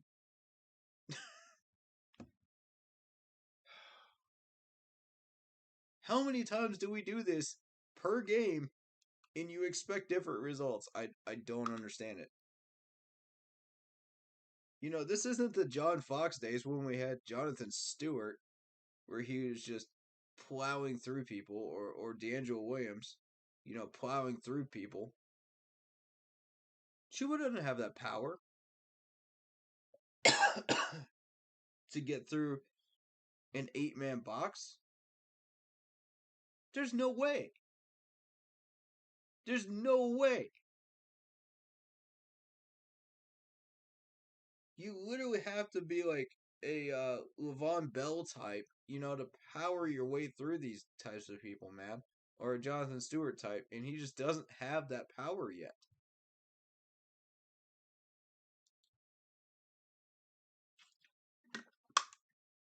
You know, he's not a Derrick Henry. You got to stop treating him like a Derrick Henry or a Christian McCaffrey and expect him to do all that for you. He's not that. He's a power back. He can get you 3 yards maybe, and that's when the box is not stacked. And if you block well enough for him, he can get more than that for you. You saw him get a touchdown because you blocked well for him. But yeah, I just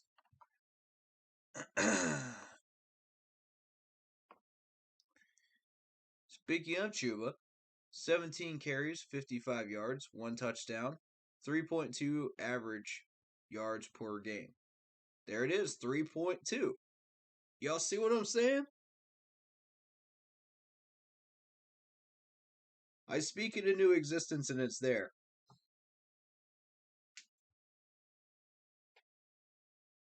It's absolutely there. Abdullah, 6 carries, 21 yards, 3.5. Again, power back. Sam Darnold, we got 2 carries for 7. You know, that doesn't count. Cam Newton with the 1 for 5 is nice too.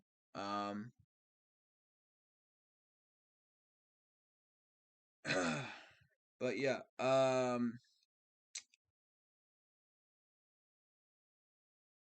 Anthony, you say the Saints will lose their playoff game. Who do you think they're going to face, and why do you think they'll lose?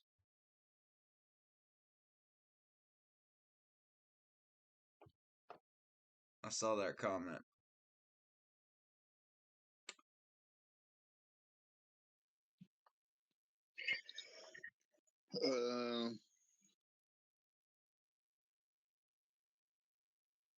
I just don't. Just knowing how they're playing today, I don't see them going pretty far. It's just my opinion. I agree with you. You said who would they play? I could think that they could.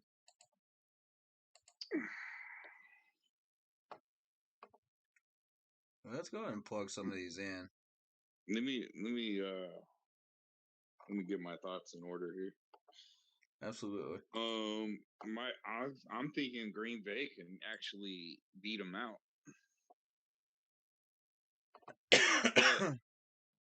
Packers are hosting, right? Yeah, I think they have. I think they have home field advantage, right? I think. If they don't right now, they will after this win over the Vikings. 30-10 right now. Okay. What's the 2 minutes left? Quarter? 2 minutes left in the game. Yep. Ooh. 30-10. Green Bay wins in Lambeau. So that means. Oh, so that makes the Vikings out of the playoffs. Yeah, Yeah. that totally does. So Let's see. yeah, just thinking of it. Mm-hmm. Let's see. Did the Cards beat Arizona, Dallas? I know, knowing their struggles a little bit, Arizona struggles a little bit. They actually I beat still, Dallas 25-22. which what team's that one? Arizona actually beat Dallas 25-22. Oh yeah, yeah, I seen that.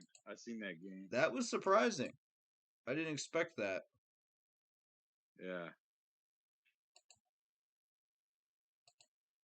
Um. Yeah, I could see Arizona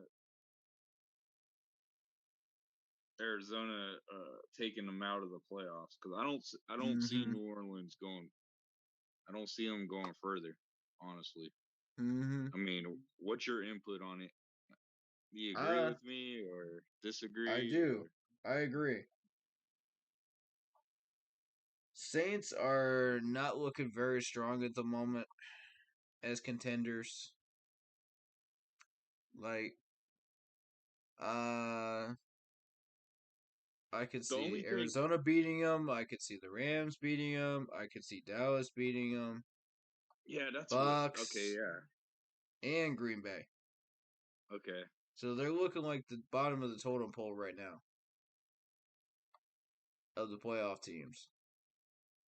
okay. So I might have to take that back. My other estimate Yes. would be that my other estimate would be them probably Who, the Saints? Yeah. the Saints, probably a wild card against. I'm gonna take a dive here. Um,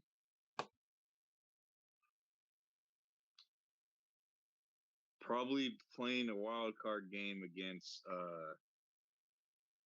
um I could see Arizona. Arizona. Yeah, it could be either Arizona or Los Angeles. Very. Mm, I think the yeah. Rams might have a chance. Rams, yeah. Rams should win that one. But We got. the interesting stuff though, Corey, Mm-hmm. to see who could go to honestly to see who could go to the NFC Championship game. That's the, you know what I mean? Like I that's think the it's gonna mind. be Bucks and Rams. Okay, Straight up, I think that's what it's gonna be. okay. Packers always choke in the playoffs, so Yeah, they may or may not make the conference championship game, but either way, they're not making the Super Bowl. yeah. I don't That we see can Aaron both agree Rodgers. on. I don't see Aaron Rodgers trying to Mm-mm. maybe go for another title. I don't know. They might. I, What about in the AFC or uh, you still kind of stuck on that? let me plug in some of these predictions here, and I'll be able to tell you. San Francisco You know, over Houston, Chargers over oh wait, Denver. we totally we totally forgot about San Francisco. Yeah, San But Francisco. I still don't see San Francisco going further either. Me neither. Let me just double check. Um, Okay. Alright, there aren't any Facebook messages. Got it. Comments yet? I Um, see I Rams see over Tennessee Baltimore. Rams over looking pretty good. Baltimore. Yeah, I had that one. Oh, the upset of the day was the Bengals over the Chiefs. Yes. What in the world happened there? I saw the highlights of that, Corey. Man, Shoo-wee! the How many Bengals, Cincinnati fans we got in the house right now? Y'all must be the happy right Bengals, now. Cincinnati looks like they are ready to go to the playoffs. The way they're like fired up right now. This Like is nuts, dude. this ain't no old Cincinnati team, man. Like No, it isn't. If it anybody's looks got like an a excuse to use the line, this ain't the old blank team. Cincinnati's got the excuse, okay? They've got the only right to that line right now. oh man. The way they were playing was super good. Dude, Joe Burrow is just throwing some darts, dude. I gotta tell you. That dude is unreal now. I think Raiders won that game over the Colts. So does Yeah, that. that I heard That actually that doesn't I hurt heard anybody, really. that I heard call it? That the Raiders could be in the hunt, I heard. They're 8-9. The problem is the Chargers are going to end up 11-6, I think. So that could totally knock the Raiders out, right? Chargers won today over Denver. So Chargers have full control right now over that 6th seed in that particular division. So the Chargers can actually win the division, huh? No, Chiefs have actually beaten them. Ooh. Ouch. I think that was a split between the two of them. So whoever wins the most games typically wins the division there. And it's usually one more than the other one. Yeah. That's how it works in the West. Always how it's been. Do you see Pittsburgh as a wild card or no? Excuse me. Pittsburgh. Nope. 7-1. Yeah. Yeah, y'all forgive me. I'm still fighting off this coughing fits every once in a while.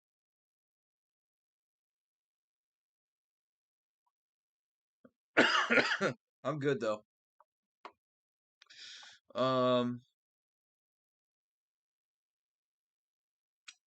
Yeah, I'm pretty sure the Browns won today, or they're going to win.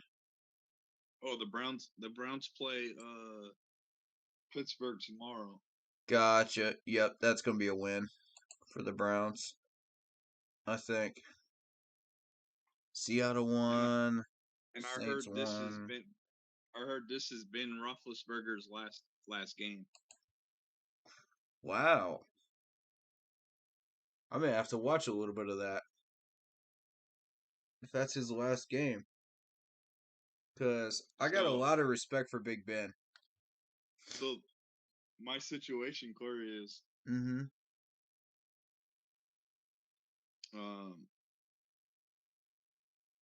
they're probably going to use Rudolph for their last game of the season.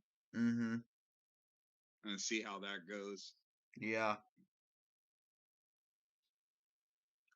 Or wait, who's that other quarterback that they got from the Washington football team? Give me 1 second. I'm trying to remember his name. We almost got him too, Corey.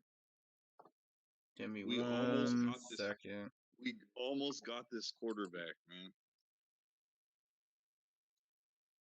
And he rejected our offer. Dwayne Haskins? Dwayne Haskins. Hmm. We almost had Dwayne Haskins. Hmm. Let's take a look at him real quick. 5 touchdowns, 7 picks, 1,439 yards, 24.8 quarterback rating. Yeah. We almost had him, but we said no. Tied for 7th in the interceptions rating. That's not good. Yeah, that's not good. Mm-mm. The one I wanted was Stafford. You know, you bring in Stafford, you build a line around him. You know, Yes. and it'll take time, but yes, once you build the line around him and give him what he needs, he will win games for you. Right. I thought the offer was solid for Stafford. We did well. It's just the Rams decided they liked him more. They liked him enough to toss their entire future at him. I don't like that. Yeah, I'm kind of glad we didn't get him. That throws an entire monkey wrench into the entire trading system. Yeah. Like, these clowns don't understand what they just did by doing that. I'm surprised Pittsburgh Steelers took a shot at him. I'm not.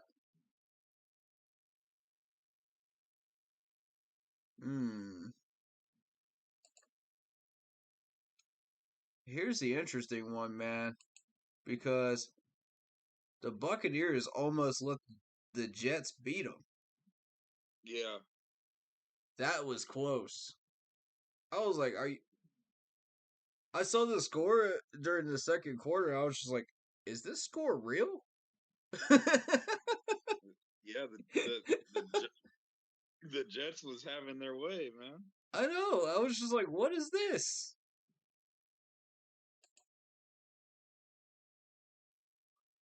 They were having a field day. I was like, wow. Wow, man. This is unbelievable. Tom Brady said, nah, I ain't having this again. Because he's getting tired of these doggone Jets, man. I'm telling you. I tell you, Corey, I would have enjoyed it. Me too. Yeah, Tom Brady said, nah, we ain't having that. I always have a field day against these clowns. 34 for 50, 410 yards, 3 touchdowns, 1 pick. For Tom Brady is how he finished. Now that's Tom Brady numbers. That's the Tom Brady we know. Yeah, but he was playing against the Jets. Yeah, exactly.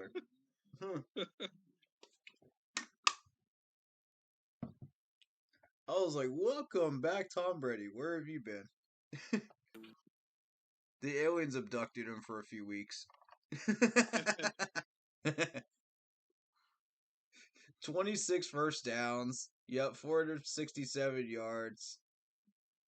No, 1 turnover. The Saints had kryptonite. Oh my goodness. They gave Tom Brady kryptonite.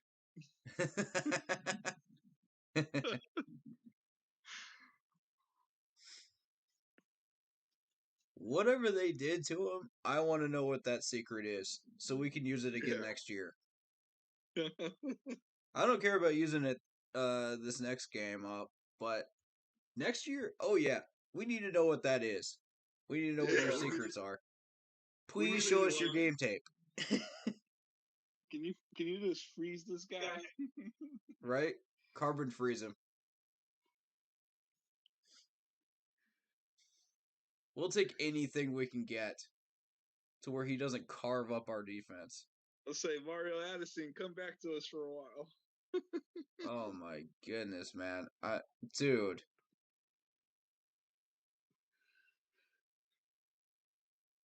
Oh man. If we had half the players we did back then, still, this would be a Everybody would very be different matchup. Very different. everybody would be scared on the field. Mm-hmm. I think they would have Everybody been except for frozen. Gronk and Tom Brady because they've seen them all already. Yup. Yeah. Whoa. Let's see How what much time did the Jets give Tom Brady at the end? How are much you looking time? at the Are you looking at the stat sheet? I'm about to. Yeah, recap. Play by play. Let me double check here. Play by play. I want to see how much time they actually gave Tom Brady at the end of this game. Trying to get back to that YouTube here. There we go. All right, so this was Tom Brady's touchdown here towards the end of the game to get the lead back. Man, who was quarterback? They gave him way too This much time. Way too much time. was You're talking like a minute Zach 57 is how Zach much time Wilson. they gave. Yeah. Mm-hmm. Did he actually throw interceptions in this game? Only one. No, Wow. turnover. It was a fumble, I believe. Oh Let me wow. see. Box score. Yeah, he did throw a pick. Did he? Mm-hmm. Zach Wilson interception. No, Tom Brady threw a pick. Oh Zach didn't. wow. Yeah, Zach didn't. Oh okay. Yeah, for those So of you that can't see it on Facebook, it's Brady 19 for actually 33, 234 yards, one touchdown for Zach Wilson. Brady actually did an interception. Oh wow. You know what's going to shock you even more? He's been throwing interceptions every game. Hold up. Stay with me now. This is going to blow your mind. All right. All right. So, I think he threw one against us as well. No, he did not. Not against us. That doesn't count, though.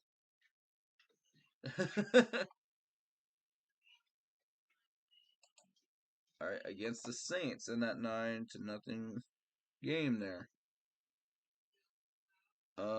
Yep, there's a pick Okay. against the Saints. Let's keep going. Against the Bills. Okay, we'll do the Falcons game first. Cause all right, there's a pick against the Falcons. Wow, huh? Look at this.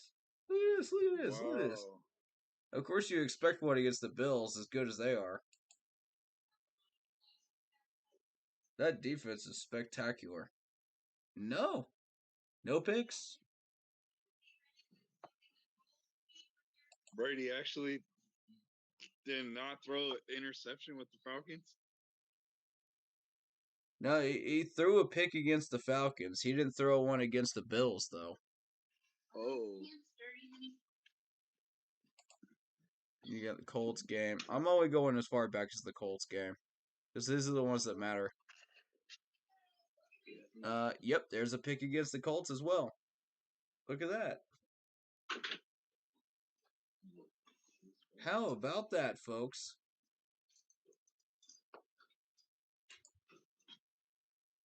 The man's not an invincible Superman after all.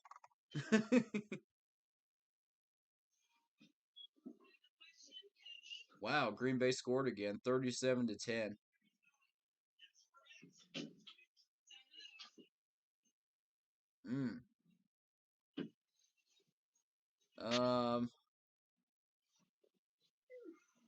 Whoa, New England put up 50 points against Jacksonville? Yes. Oh my lord.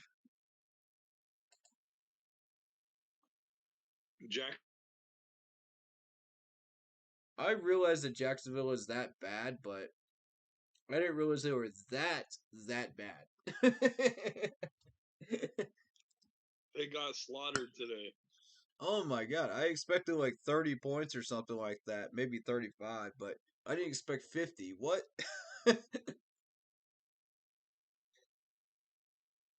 Dude, Belichick must have got pissed at all these like tough games that he's been going through, and he's just like, man, we're gonna take our frustrations out on these guys.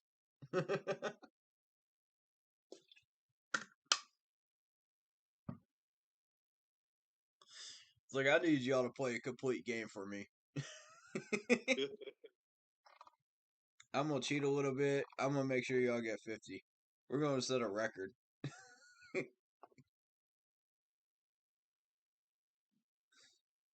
So, all right.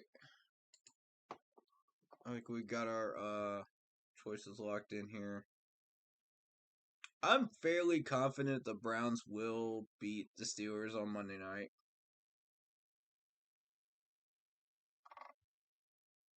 You know, and if you're wrong on that, what happens? if the Steelers were to win that game, Browns drop to last place. Wow, really? Yep. From second to last. Ladies and gentlemen. So Second to last. So that would make the Steelers a wild card. Nope. Right? No, actually. No? That would put the Raiders. No. It doesn't actually.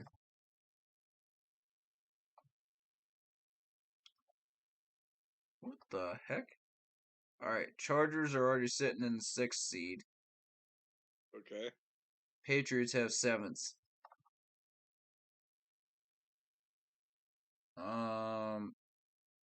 Colts have 5th seed.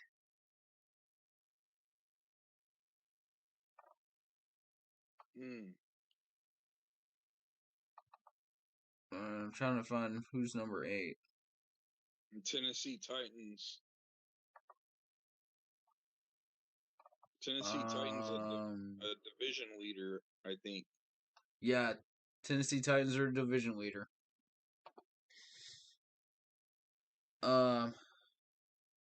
You would have the Bengals as division leaders.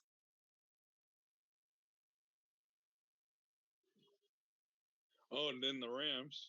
Mm-hmm. You got the Rams. Mm-hmm. Oh, my concern.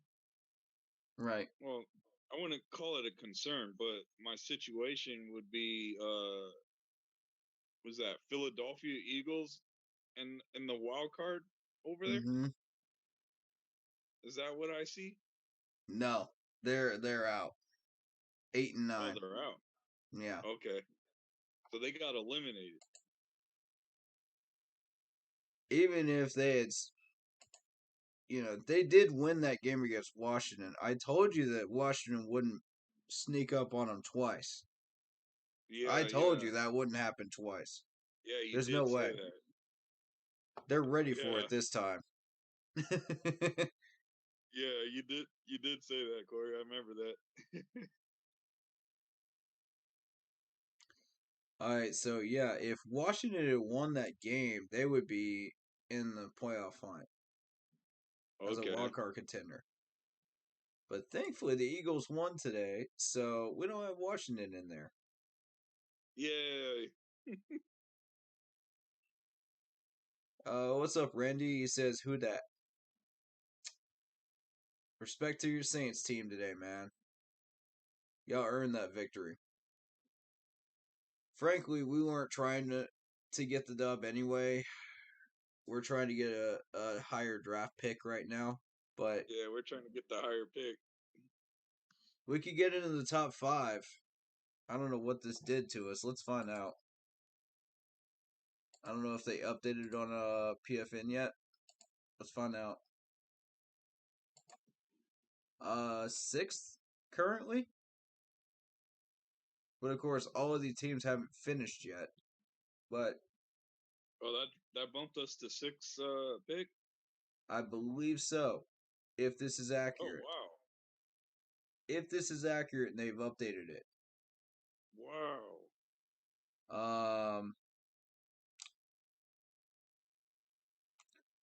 So the teams that we want to watch are the Giants, the Jets,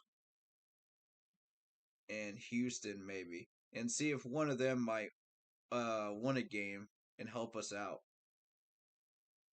Yeah. Particularly the Giants, I think the Giants may have a shot at doing that. Because remember I said they've been sneaking up on people? Yeah.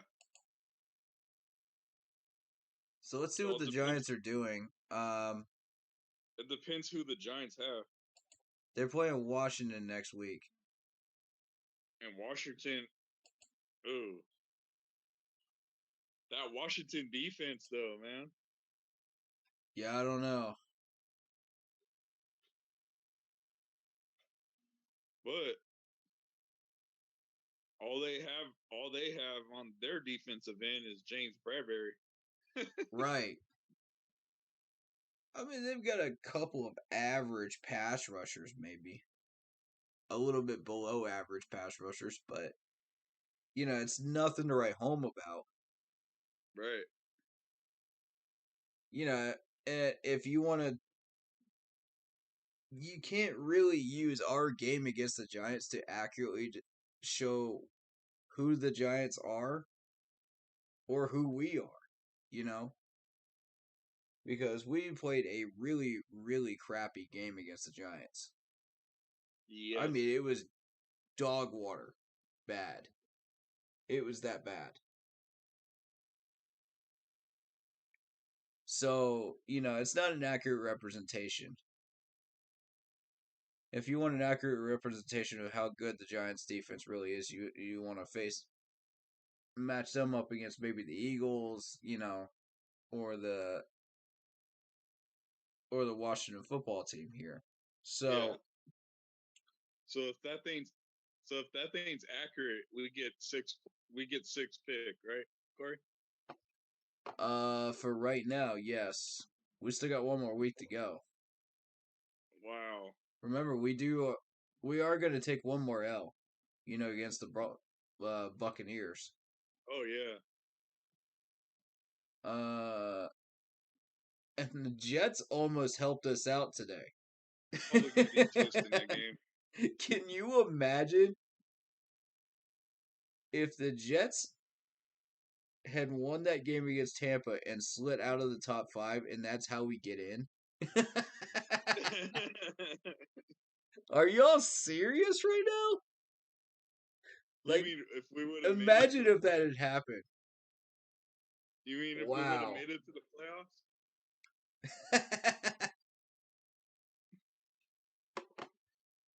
If the Jets actually helped us, did that?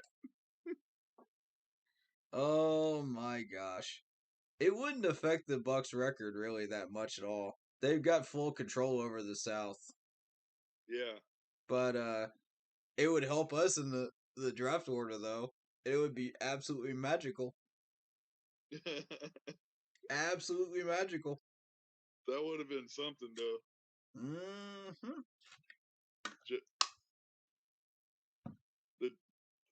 The Jets pulled off a win over Tampa Bay. Oh my gosh. That would have been That would have been hilarious. Dude, I would have been laughing so hard, dude. That would have taken away all the pain of today's loss. All of it. Oh yeah. Every bit of it. But since you're still watching here, I want to show you something. Yeah, I don't know if I showed you. I still see it on the stream here. All right. I don't know if I showed you this before, but I did show the rest of the stream this before. Okay. Now, keep in mind, the last time the Cleveland Browns have won a division title Okay. is in 89. Wow. Yeah, 1989, ladies and gentlemen. That's a historic fact. You can look it up. Now imagine if the Chiefs had won that game against the Bengals, the Browns had beat the Steelers, they're on top of the division. Yeah. Yeah, fast forward to week 18.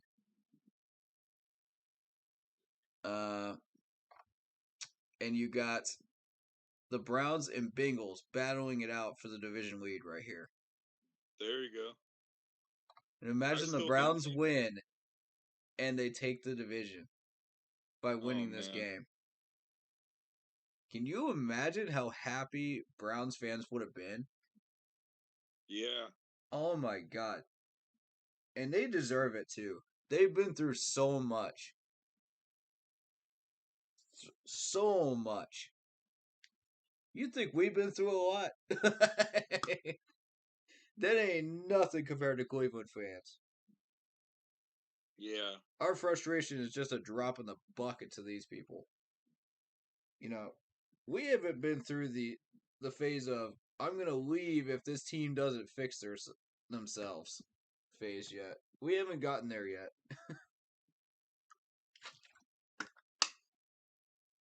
You know, in drones.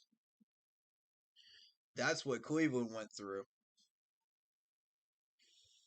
So I respect and I applaud everybody that stuck around.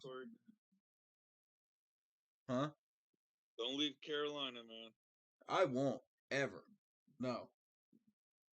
No. Carolina's my home. I built a channel here, man, in Carolina. I'm not going anywhere. But you know, my respect and to all the Browns fans that have stuck around through all of that, and they're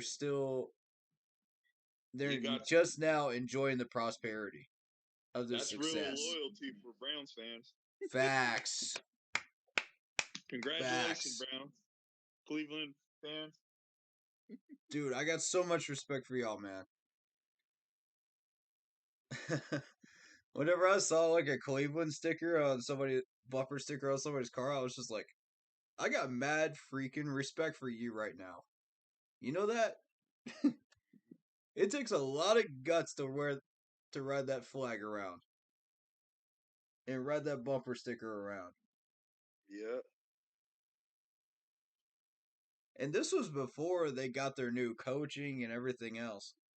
You know, it was like, what, 4 or 5 years ago? I saw this and I was just like, mad props. That takes loyalty right there. That's what loyalty looks like.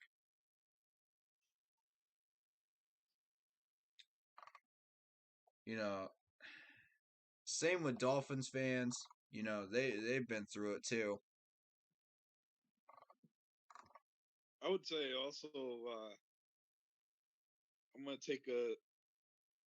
give Cincinnati some props too. Because I'm surprised there's Bengal fans, if they are out there. Oh yeah, there's some out there. I know one. You know, they've been through a lot of situations, and where they went to like 2 Super Bowls. Yeah. And they couldn't get it done. You know, and that's a shame, man. I was hoping y'all would have one in your trophy case, you know?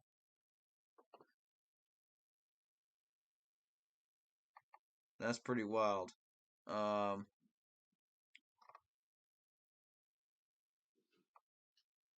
But yeah, it's pretty surprised that Philadelphia.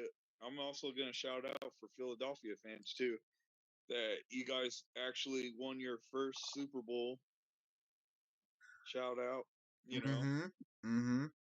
Fully deserved. Rightfully deserved. They've been patient, they have waited their turn, and they've earned it. And that was a big shock. I got to watch that. I got to witness seeing that Super Bowl of on TV, watching that, because I honestly thought the New England. I was like, oh man, this is gonna be an easy win for the Patriots. Right. And I was like, wow, am I seeing what am I seeing? Oh, it was But beautiful. congratulations, Philadelphia. It was beautiful to witness. It really was. I Now we just just wish you gotta would get. take care of your city better than you do, but, when you celebrate, but hey, they're Philadelphians. What do you want to do? What are you going to do, huh? Now we're just. Now we got to get to that Y'all are some point. crazy bunches of people, man. We all love you.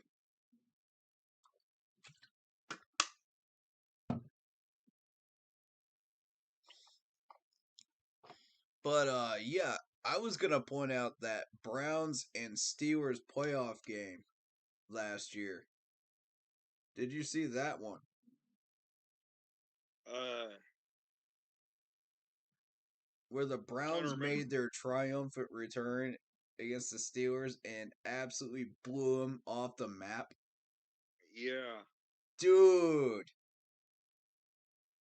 that yeah. blew my mind. I was I like, what remember am I that one. watching right now?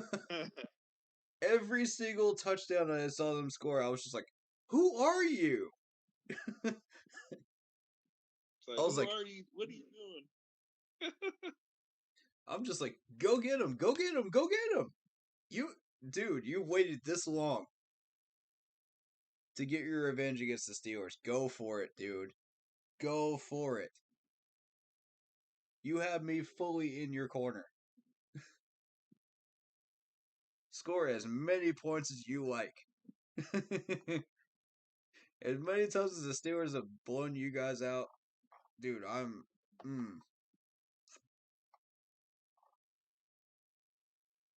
that's awesome.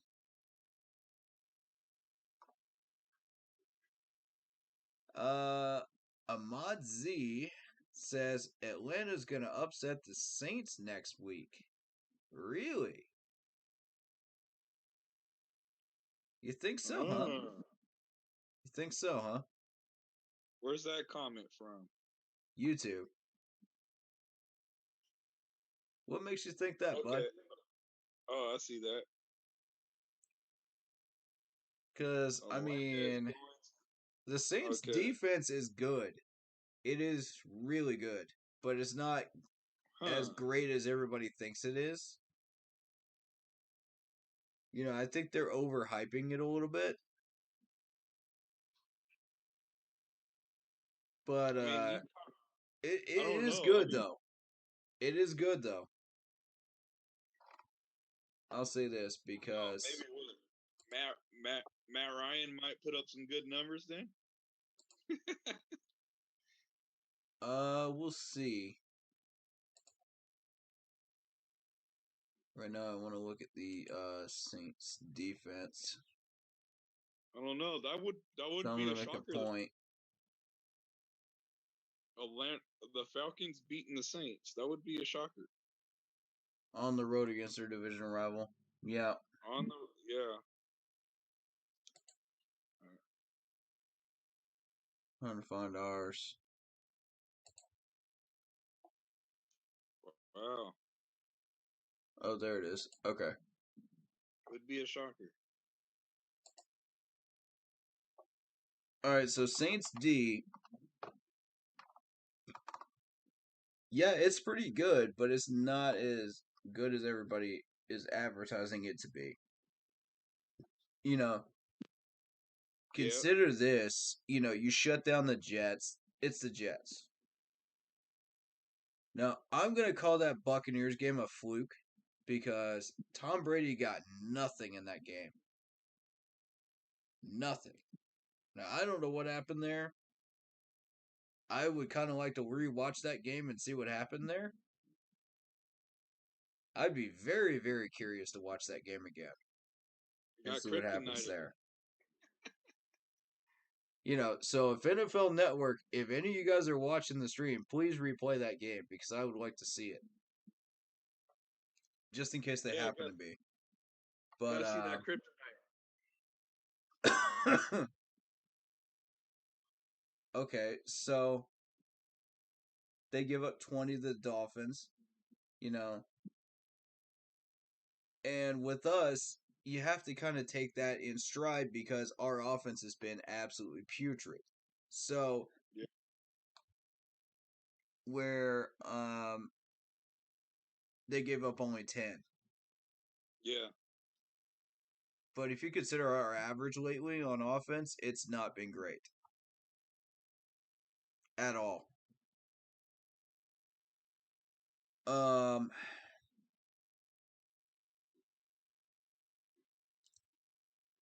Matt Ryan will be the better quarterback next week. Taysom has a lot to prove. Well, I think, honestly, Matt Ryan is the better quarterback to begin with out of the two. And I know a lot of people don't want to hear that, but it's true. If you look at Matt Ryan's accuracy, even at his age, he's still able to fit those balls in there into those tight spots where you wouldn't even think it was possible. I mean, dude's incredible. I don't know how he does it at his age. I really don't. When he was younger, it still amazed me. So, again, that Saints, and the Saints corners shut down our wide receivers because we didn't have any really good routes to run for the wide receivers. It was just the most basic stuff.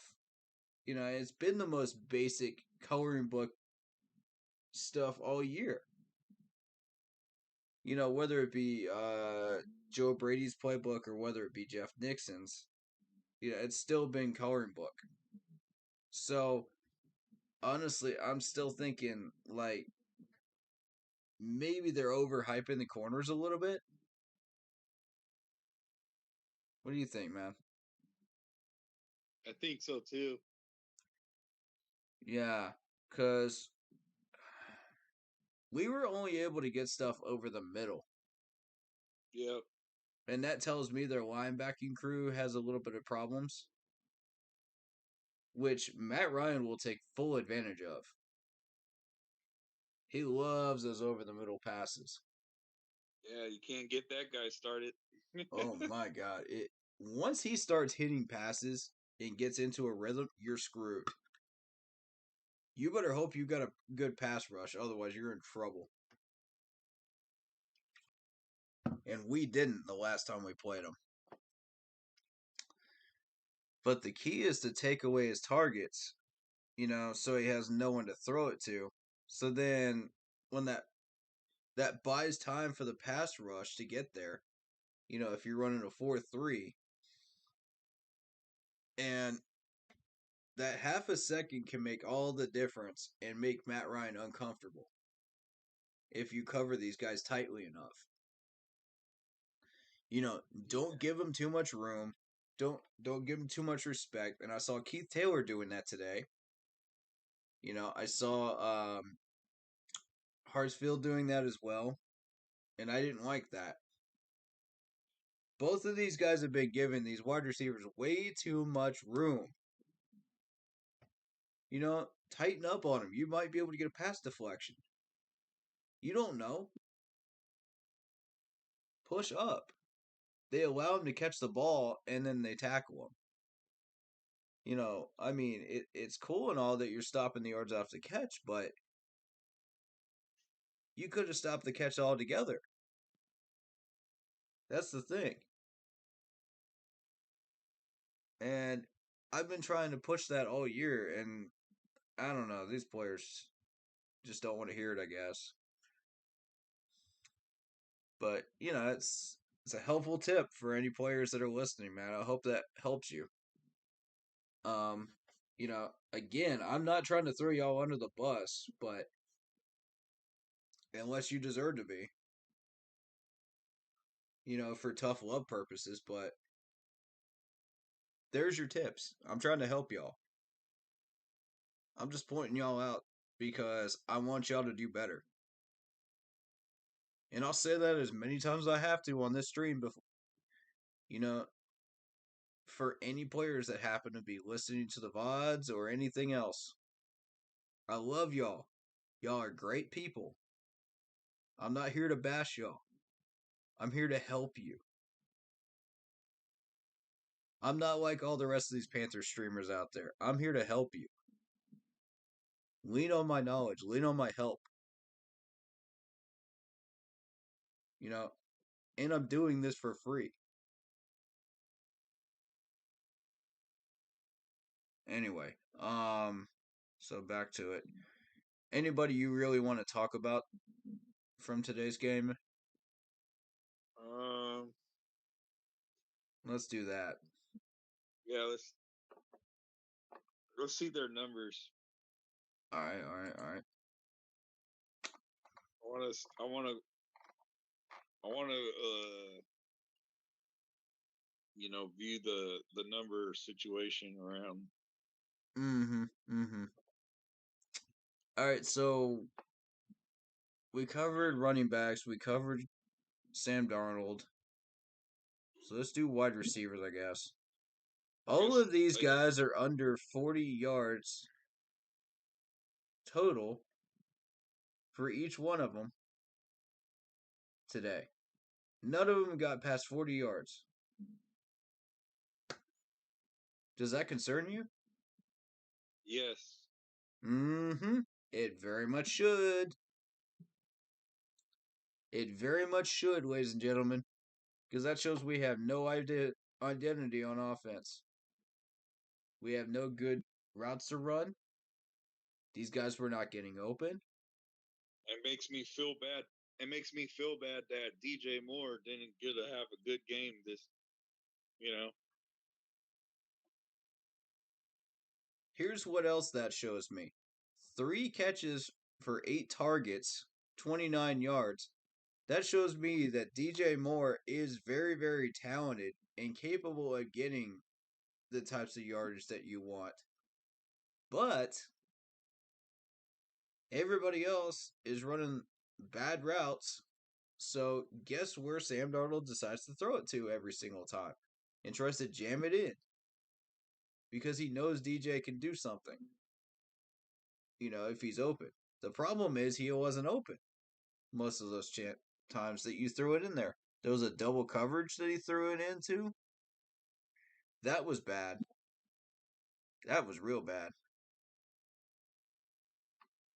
And I'm just sitting there like, Sam. You can't do that, bro. You can't do that.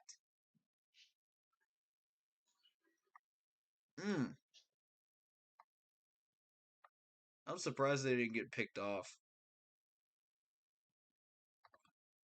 But, yeah. You got Chuba Hubbard in on screens and stuff like that. You got Terrace Marshall Jr.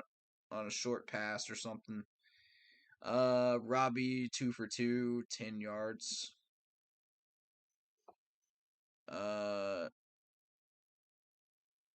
Ian Thomas was actually our highest yardage guy today. That's a tight end. 3 for 3 for 33 yards. Abdullah, our backup running back, was the highest in catch percentage today.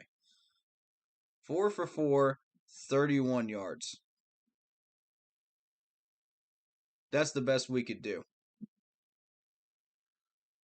That's pretty sad, ladies and gentlemen. That's embarrassing.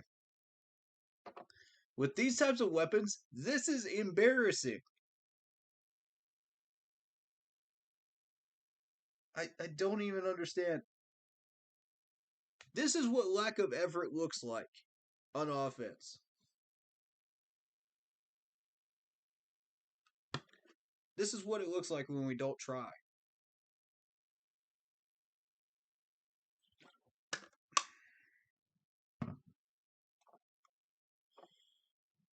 I'm not... Dude, I want to get into my pet peeve rant right now, but I'm not going to. I'm not going to. Y'all know I'm tempted to right now, but I'm not going to. Y'all ain't getting that rise from me today. I know y'all want it. I know y'all thrive on that negativity, but you ain't getting it today. Alright, so the Saints' top leading rusher was their quarterback. 12 carries for 45 yards. Yeah. Ooh. Ouch. How do we let him get 45? They just allowed him to run. I know it. We shut Kamara down again. 13 attempts for 32 yards. Which at this point, it's not really an accomplishment anymore. But back in week 2, we thought we did something special.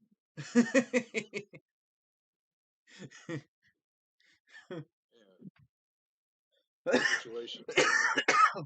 Wow, we did something special.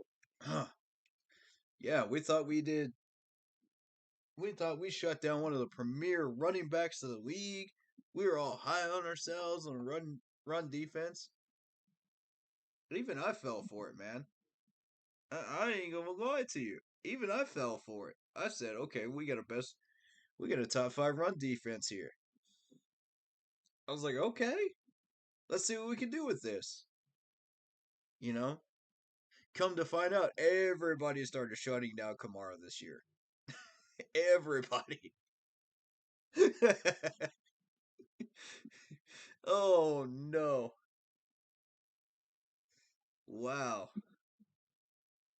I did not expect that. That kind of threw me for a loop. There's a lot of unexpected things going on this year. I mean, let's be real. It's been a weird year in the NFL. So we got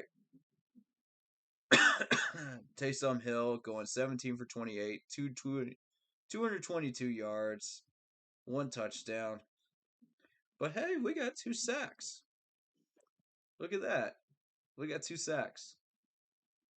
Not bad. Not bad, boys. At least we got to the quarterback. Emerson L. Sorry about that on Facebook. I'm just now seeing these messages. I just thought to check this because I can't see them on my phone for some reason. I'm here too. What are we talking about? Hey man, what's up with this Carolina quarterback? That was about 16 minutes ago. I'm sorry. Mr. L. Yeah. We were talking about Sam Darnold a second ago, man. Like, I'm just fed up with the fact that this dude doesn't understand what an audible is, and he just takes sacks when he knows he shouldn't. It frustrates me to no end. You know, throw the ball away, man. Why would you take an unnecessary sack? There's no point. You're going to end up punting it anyway. At least you don't lose yards. It just makes no sense. I don't know. I digress about Sam Darnold, though, man. I'm just. He ain't it, man. He's just not it. We need to go somewhere else. And I feel like we're gonna rotate through like at least 3 or 4 different quarterbacks before we finally get this line fixed. And the good news is that with the line being what it is, we're not gonna be putting these guys on the IRs anymore. But if they do get hurt, it's gonna be like day to day or a few games, or something like that. Because I don't feel like our line is that bad that it's a hospital system, yet. It's not to that like dangerous red line like it was last year or before Matt Rule came along, because that was we only had one quarterback that was actually healthy during that time, during that stretch of like 5 to 6 years. Only one, and he barely got any snaps. And that's the reason why he stayed healthy.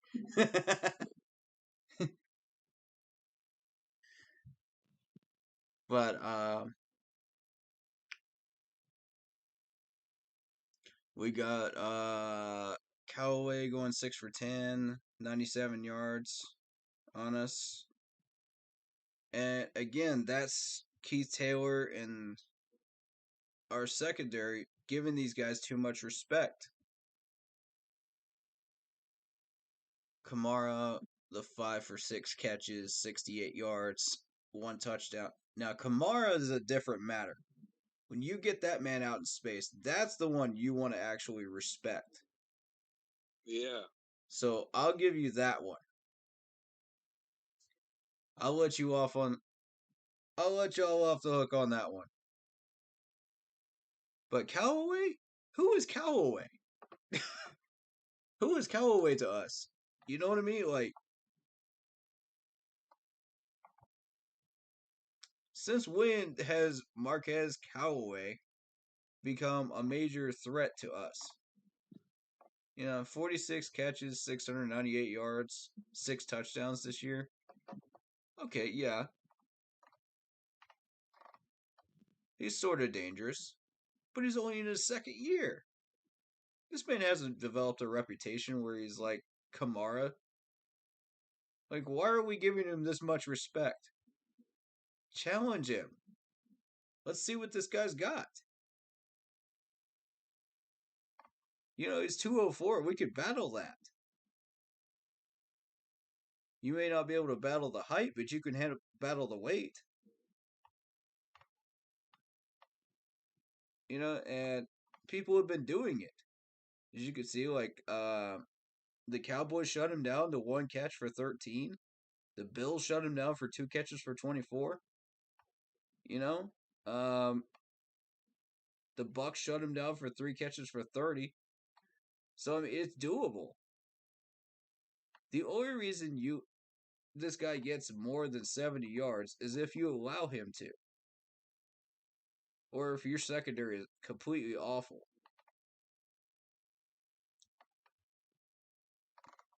That's the way I see it right now. Because I'm looking at the Bucks did allow him to get 6 catches for 112 yards. The Washington football team, whose defense was spectacular later on down the season, but at this point, no. 4 catches for 85 and 2 touchdowns. But this man is on a touchdown drought ever since the Eagles game. He hasn't had a single one since then. And we're allowing this man to get 97 on us? It's too much respect. I don't like it. No.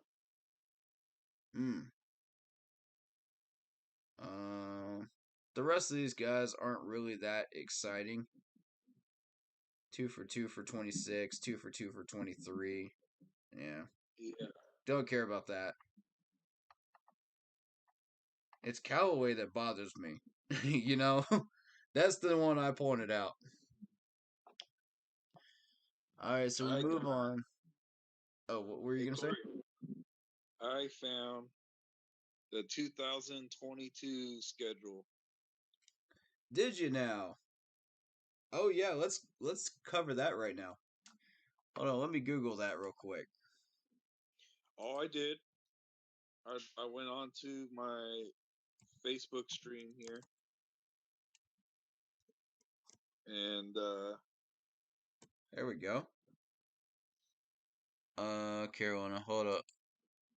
I say, if you don't have it, I could send it to you.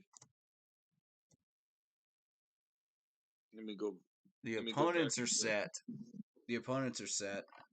They haven't actually put it into a schedule yet. All right, let's take a look at it. I'm glad you pointed that out because I totally forgot about that. Yeah. I probably would have seen that after I got done streaming. But all right, home opponents. Of course, you got the division opponents: Falcons, Saints, Bucks. All right, so let's get into the next ones here. Arizona Cardinals. Oof. San Francisco 49ers, who are currently fighting for a wild card spot. Oof. Pittsburgh Steelers. At home. And I guarantee you, this team better shape up, I'm telling you. Because if Mike Tomlin ever resurrects that Steelers team, we are screwed next year. That's going to be a good matchup. We better hope that Mike Tomlin never resurrects that team enough to actually destroy us in our own home stadium next year. Otherwise, it's going to be a long game. Yeah. Because these guys have no quit in them at all. Whether they're winning or losing. All right, the Cleveland Browns. Oof. That's an L. I'm already calling that one an L. As tough as the Browns have been playing lately, yeah, that's an L. Detroit Lions, we caught a break there. You know, we get a free win there. Denver Broncos. Denver hasn't been very good. They have their ups and downs. Yeah. I feel like if we catch them at the right moment, we can beat them. All right, so moving on to on the road, we got the Rams. Oh no. Oh no. Oh, that means we're going to meet Matthew Stafford. Oh no. And our failed trade is about to come and haunt us next year. Ladies and gentlemen, it's about to happen. He's going to shred our defense. All right, Seattle Seahawks. That's going to be interesting. That could be an interesting one. I agree with that. Seattle's been kind of a 50-50 team. You don't know what you're going to get from them, but most of the time they come out fighting as of lately. But back when we were facing them during 14 and 15, these guys were ruthless. Yeah. This was a proper divisional matchup. This was a proper rivalry in the making at that time. If we had stayed consistent winners. That would have been fun to see them on our schedule every single year. Because those guys challenged us, man. Yeah. I mean, blow for blow for blow for blow for blow. Every time. It was so fun to watch. And I got so mad during one of our divisional matchups against these guys. In the playoffs, because in the first half of it, we just did not even try. It looked abysmally horrible. And then the second half, we came out and we're just like, okay, well, this is the Panthers team that we've been rolling with 14 and 15, all year. And they finally woke up and they played better and they won.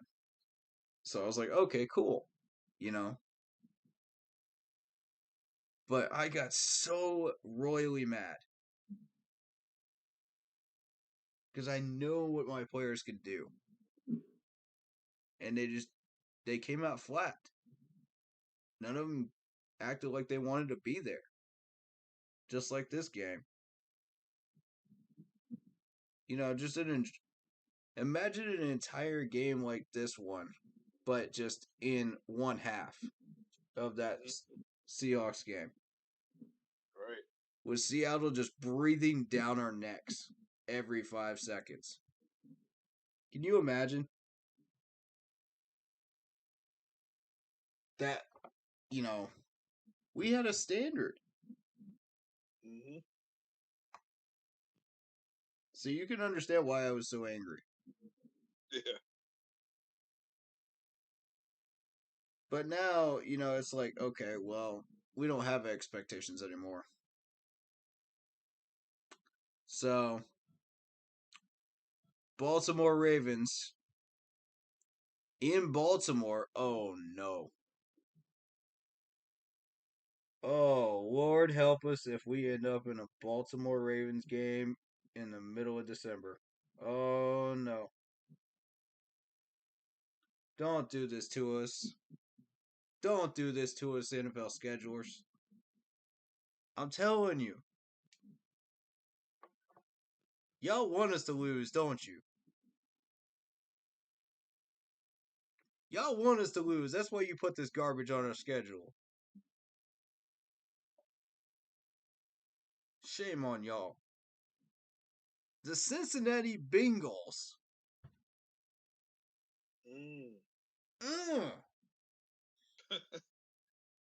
Dude. And then the New York Giants, who we couldn't even beat this year. At least we get another rematch. Y'all trying to get Matt Rule fired. I swear to God, with this schedule. Y'all trying to make it happen. There ain't no way this man's making even 5 wins. There ain't no way. He's going to get fired. This schedule is not Matt Rule's fault. If he gets fired, man, he can use this as a legit excuse.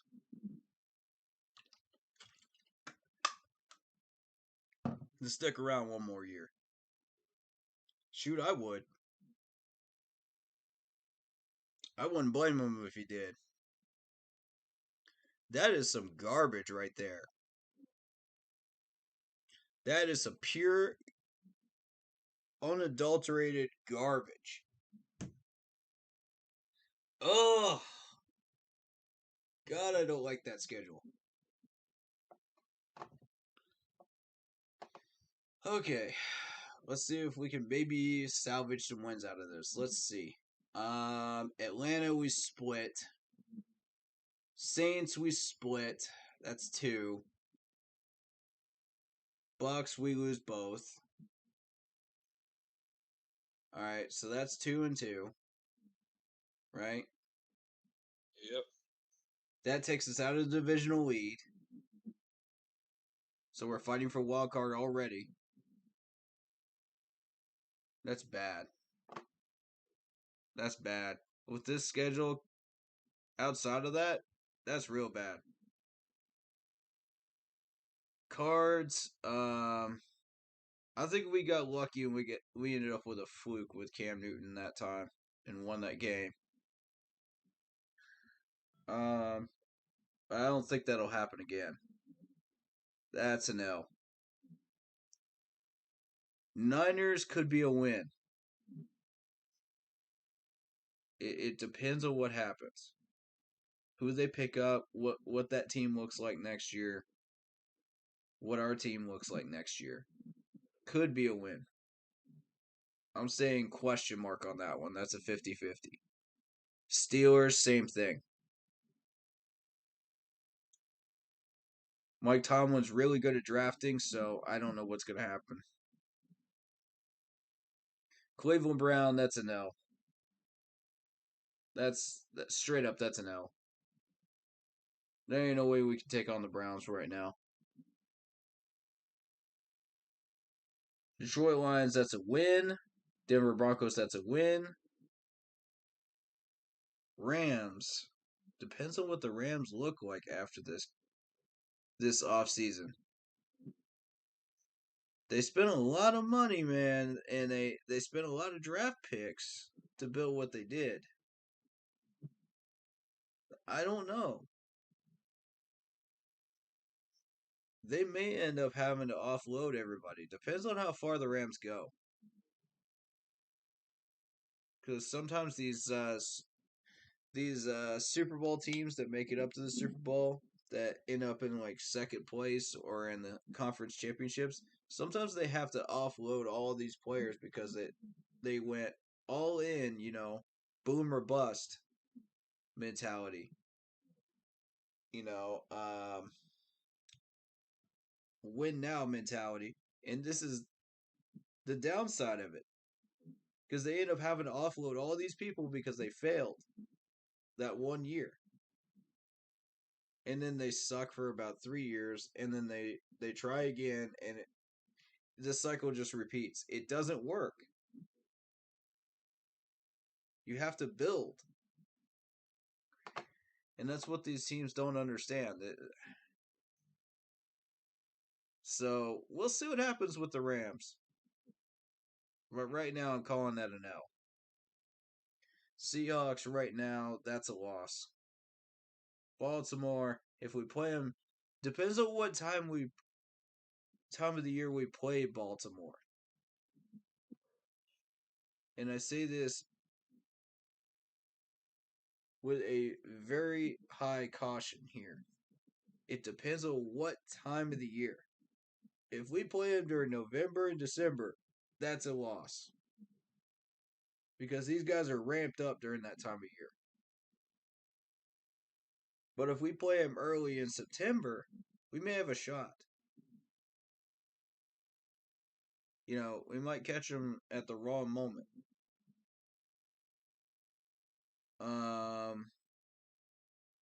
So again, it all depends. Cincinnati Bengals, that's going to be a loss. Burrow's going to carve us up. Let's be real. Burrow's going to carve us up. We better have an offense, otherwise that's an immediate L. Giants, that's a win. So I got a few question marks on the board right now for 2022, but that's just, way too early first look. Would you agree with that? What would you do differently with it, Anthony? Okay. What's your board look like? Okay.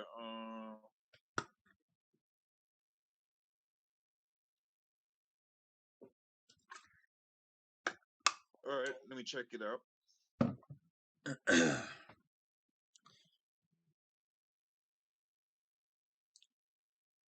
I see Falcons as a win. Mm-hmm.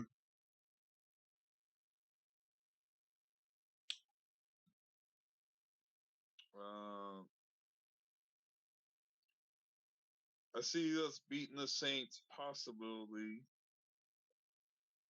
Once or twice for both of those teams.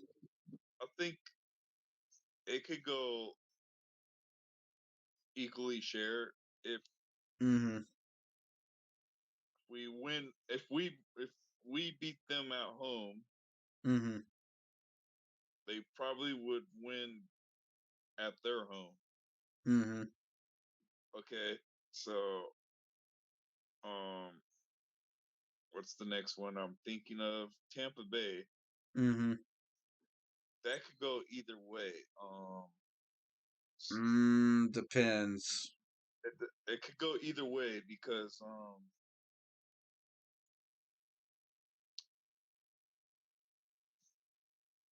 I mean, there's a possibility because Tom Brady's probably going to want to come back, maybe, Oh yeah, and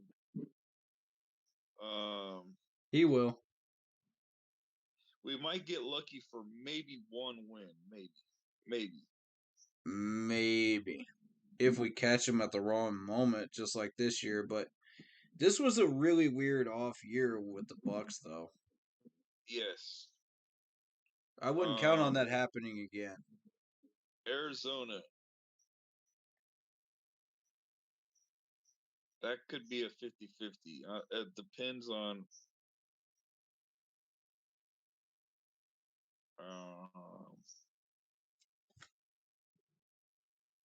yeah, that's a 50-50 on my situation. 49ers. I'm doing the home ones first, real quick. Right. For the 49ers, that I don't know. That could be that could be a very good matchup. I'm feeling a win there. That could be, yeah, that would be a very good matchup. Mm-hmm. Last time we played the 49ers, they absolutely ran us out of our own stadium. Yes. I was so disappointed on that loss. Oh, God. I never heard the end of it from 49ers fans in the comment section either. Yeah. Yeah, spill your game. For Pittsburgh, we would have to catch them off balance. Mm-hmm. For us to get a victory. I agree with that. We got to catch them at just the wrong moment, for them to. And then you're saying L for Cleveland, but Oh, I don't yeah. know. I always see a good matchup with them. Detroit is an easy win. Oh, yeah. Mm-hmm. Denver Broncos. Now, Should be a win. I'm going to tell you this, Corey. Ever since, I don't like the rest of the other teams, but ever since we lost to the Broncos in that Super Bowl, I did not want to see a Bronco jersey, shirt, anything. I'm with you. But much respect to Bronco fans for you guys beating that Super Bowl. But y'all beat us honorably, man. But the situation here is I want a revenge game. I totally want us to have that sweet victory over Denver. Yeah. For sure. At home. Yeah. Yeah, that little revenge game they set up in 2016. Nah. That ain't gonna cut it. We need a home game win against these guys. And then that'll make me feel better. Oh man. Okay, here we go. For a little bit of the way one. For the Rams. Yeah, I could see us maybe losing to the Rams. Maybe. Yeah. The Rams are that one team that could offload everybody if they failed, in their playoff run. I remember our very from what I see. I think it was a a few years. I think you remember this. Mm-hmm. It was our first game against uh the Rams. I Mm-hmm. think it was back in 2000. Trying to say 18 or 19. Uh-huh. Our very first game against the Rams, and we lost it. Do you remember that? Yeah. Yeah. And Cam Newton was quarterback at that time, but we still lost that game. Yeah. So that's kind of a questionable on my situation on my rate. I'm with you. Um, if Wilson, okay, here's the other one on Seahawks. Um, if Russell Wilson comes back, we're kind of toast in that game. Absolutely. Mm-hmm. There ain't no question about it. we're gonna be toast. We're gonna get like hammered on that. Mm-hmm. Let me point out something, because when we were going up against Russell Wilson in 14 and 15, when we had Cam Newton, we were Yes. ready for all these little extra rushes that Russell Wilson did, because we were already practicing against Cam Newton's rushes that are basically the same thing. Yeah, So we were prepared for it. we also had that pass rush back Yeah. then. Yeah, to seal off the edge. And the Yes. linebackers to seal off the edge. So he wasn't getting that much on us, because we were ready for that. Right. But now, see, this new age defense hasn't practiced against that. So we don't. Well, we have Cam Newton now, but he's not doing what he used to do. Yeah. He's not the So, old. He's not the. He's not the old Cam Newton of right. MVP.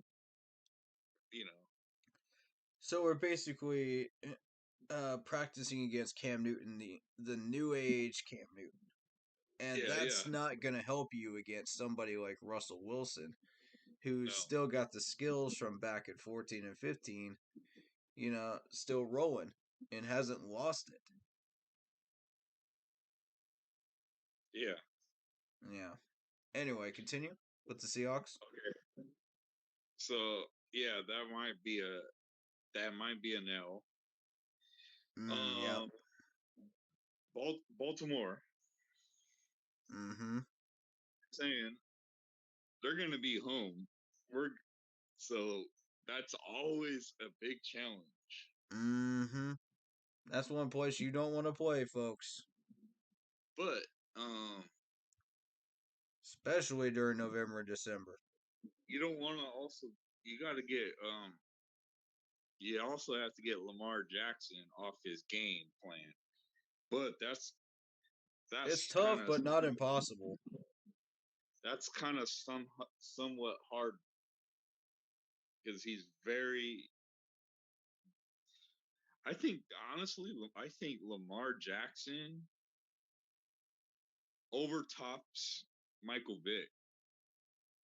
Oh, absolutely. Like Mm-hmm. his like his more, you know what I'm saying? Like Yeah. Mm-hmm. his style of football is like totally amazing. Like Mm-hmm. I'm just that we did not pick up Lamar Jackson, man. Like There's always going to be that one player every year that we're just like, why didn't we pick up this player? Why didn't we pick up this player? And they start beasting and feasting somewhere else. So it's just kind of the hindsight 2020 thing. But and at the then same time, like, you can't help but put these guys on your radar before they go somewhere else. right. So, I mean, it And then is what it is. We're where we are now, but for we couldn't have Cincinnati, projected the man could have done what he did. yeah. For Cincinnati, I could see. I mean, if Joe Burrow's like on like what he's doing now, Yeah, we're gonna get a loss from that. Absolutely. Nobody expected Joe Burrow to be slinging the ball like he is right now. Yeah, I'm very Man's on proud of. fire. I'm very proud for this guy, man. Like, I'm very happy for him. Like, I don't know who's working with him, but hats off to you. Like, yeah. I want to know who you are. And then for Like, I'm impressed. the New York Giants, I see us winning. So Yeah.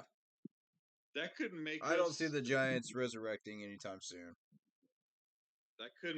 a wild card, or maybe not In the make hunt. the In the hunt, but just barely out again. yeah. So Which puts us exactly where we are right now. yes, Which gets Matt Rule fired. not if we get like I was saying earlier in the stream. If we get some breaking news off like on the off season, you know what I'm saying? Tepper said he's a little frustrated, but he's willing to try one more year. Okay. I mean, I don't know. So I mean, time will tell. that's Like, according to the Yahoo Sports page, but yeah, but I remember had that up a minute ago. I got rid of it, but you told me to be careful what news things to watch out for. Yahoo is one of them. So is New York Times. Um, CBS is bad too sometimes. But I mean, yeah, I typically like to stick with the Panthers related news pages, that are official Panthers related. right. Like Panthers Wire, ESPN is usually solid, okay. Because if anything comes through ESPN, it's typically correct.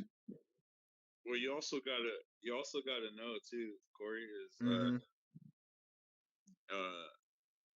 during draft capital that we get, Mm-hmm. also free agency, Right. because probably gonna we're definitely gonna probably release people. Oh, Um, absolutely. we're gonna definitely re-sign some free agents Mm-hmm. and see how that goes.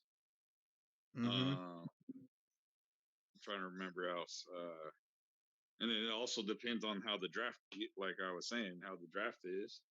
And Mm-hmm. but for sure, yeah, I think we definitely need to work on that O line, man. Because Absolutely. That O line has got to be fixed. That is first priority. and I think also I want I 2 kind of like linemen drafted. what you said too. I think when we talked earlier, a couple days back, Yep. how you said that we could probably draft a quarterback the next year after. We can and develop them. And And just keep I drafting 2 linemen per year. Let's just keep building the line. Keep building the yeah, line year after year after year. I kind of agree with that. And I was talking to my friend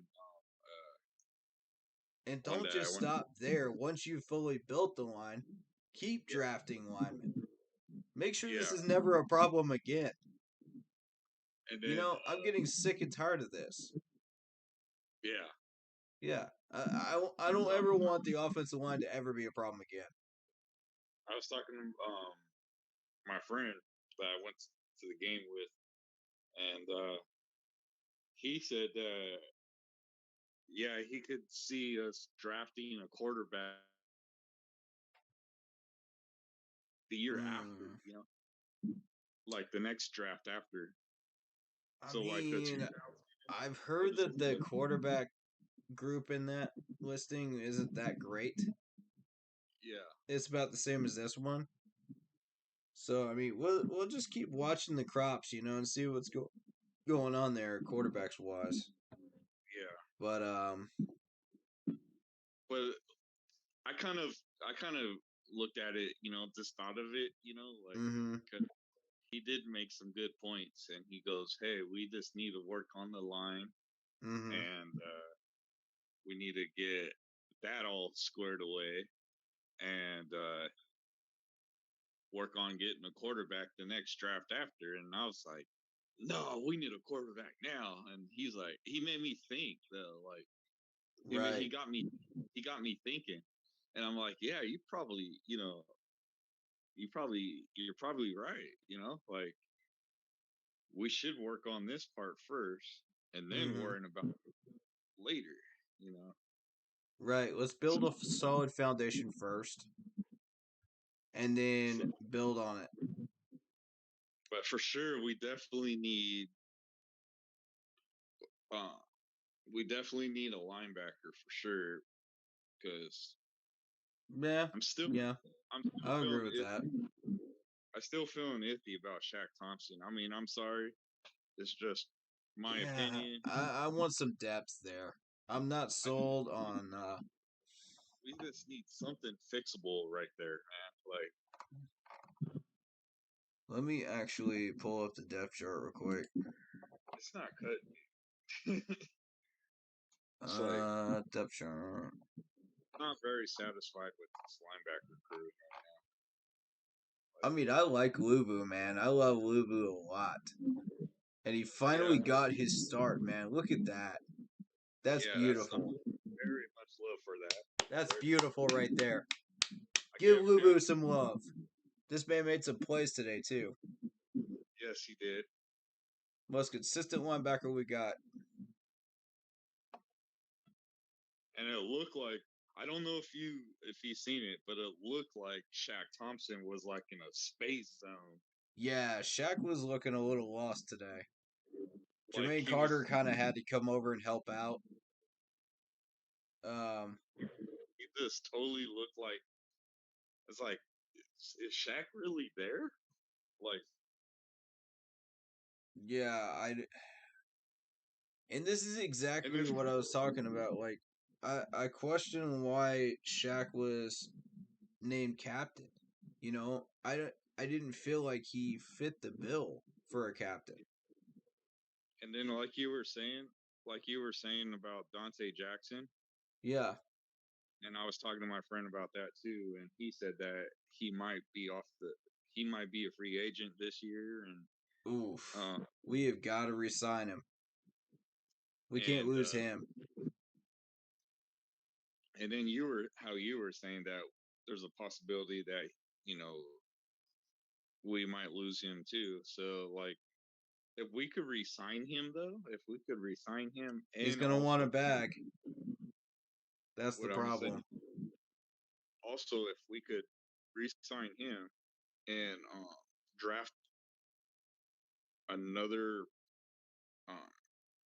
one that's his position, then we Dante Jackson got his backup. Yeah, I've been throwing a corner into my mock drafts. But the issue with Dante Jackson is he's not gonna want to come back here cheap, man. There ain't no way. This man's gonna want a bag. Yeah. And Scott, I encourage you, man. Pay this man. Yeah, please. Pay this man. We cannot afford to lose him. We already lost Bradbury. We're not losing him. Yeah, we already lost Bradbury. Bradbury is the one we couldn't afford to lose, and we lost him. Yep. Dante, we can afford to lose, but we really want him back. Yeah. At this point, he's become our best one besides J.C. Horn that we can really rely on. And I can't wait until Horn gets back, too, because that's going to shape the whole thing. Melvin needs to go. Yes. Yeah. I will give some respect to Melvin for the plays that he made today. He got a great tackle for a loss today. Yeah. But overall, he hasn't really done anything. Yeah. I don't like his performance that much. His coverage is awful. Yeah, the bad outweighs the good, unfortunately. And I hate that for him because he's a good guy. but Yep. he's just not the right fit for us. Sean Chandler needs to go too. I'm. Yeah, Chandler. I don't know. Why Something is weird this man about him. still on our 53? That's what I don't get it. Dude, we literally have 5 safeties. Why are you not putting Kenny Robinson as a backup strong safety? And kicking Sean Chandler to the curb. He But literally cost us 28 points this year. I don't. And Sean, man, no disrespect if you're listening, man, because I'm sure you're a great guy, but your playing skills just, dude, you got a lot to work on, man. You got a lot to work on.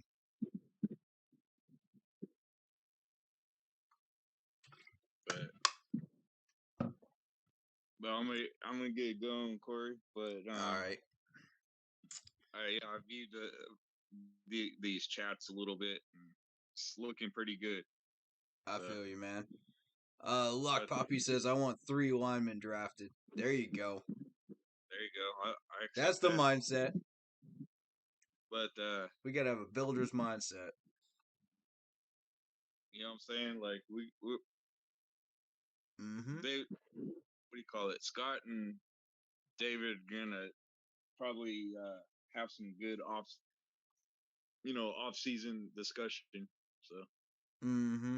Mm-hmm. I kind of feel that they're gonna do. So Right. Who is this but you Azor Kamara? oh Zor Kamara. The 3rd string linebacker.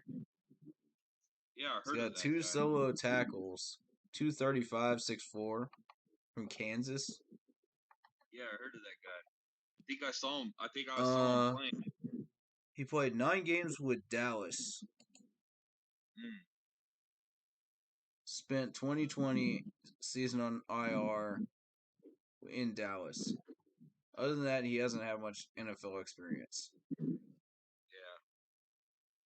Wow. Okay, so he's been on the COVID list too. Yeah, Oh we have boy. more players. Kind of almost half of our roster was on COVID, I heard. I know, right? It's This like, is whoa. nuts. But you have a good night over there, Corey. You too, man. Thank you so much for coming on. Appreciate you. Hopefully I discussed a lot of good stuff for us. You did.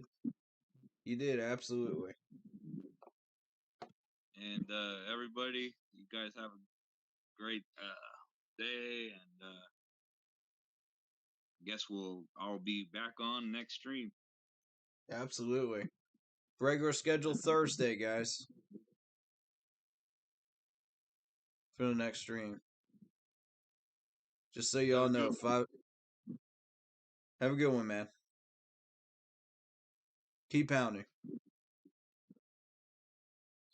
Alright, so we're gonna do one more thing here. It's already getting late, so and I don't really feel like doing a mock draft tonight. So what we're going to do instead is we're going to listen to Sam Darnold talk about the offensive production after this game. You guys ready for this? Hi, Sam. You guys started the game off, pretty hot with the 2 scoring drives. You started out 9 for 9. There we What go. did you see as the game went on that prevented you guys from even mimicking the success of those first 2 drives? Yeah, I think where we stalled was our second down. Our second down offense wasn't great. Whether we ran or threw it, and we were in second and longs, I feel like we couldn't get into third and manageables. I think that was kind of the biggest thing is we had those 3 and outs. So that's what it felt like to me on the field. And obviously, as you guys know, I got a watch what happened on the tape. But yeah, just I felt like we just stalled on second and got into too many third and long situations. And as a follow, Gee, I wonder why. a quick follow-up question for that. It seemed that the things that you guys were doing early on, they started to make adjustments. What types of offensive adjustments did you guys make as they kind of started to call your number on the run defense and pass defense? There it is. There's the magical question. There's the A word. We've been waiting for it. Adjustments. Guess what we didn't do today, sir? Yeah, they definitely made adjustments. I think.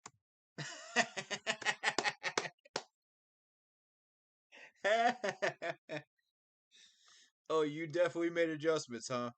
Then how come we only have 10 points on the board?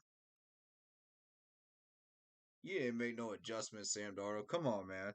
Quit lying to us. I think we started to get into our kind of our drop back game a little bit on second down. Your boy is lying like to we're having us. good success on those first couple drives with running the football and having some RPOs with that. But yeah, boy. so I felt like we adjusted and we tried to adjust and get into the drop back game on second downs and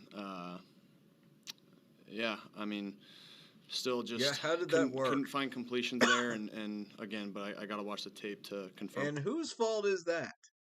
Whose fault is that you could not get completions after quote-unquote adjusting? Okay, so you dropped back. That was your adjustment? That's not an adjustment.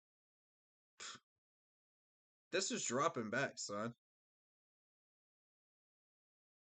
No, an adjustment is a different set of play calls that will work better than what you did in the first half. Add in the fact that you drop back. Yes.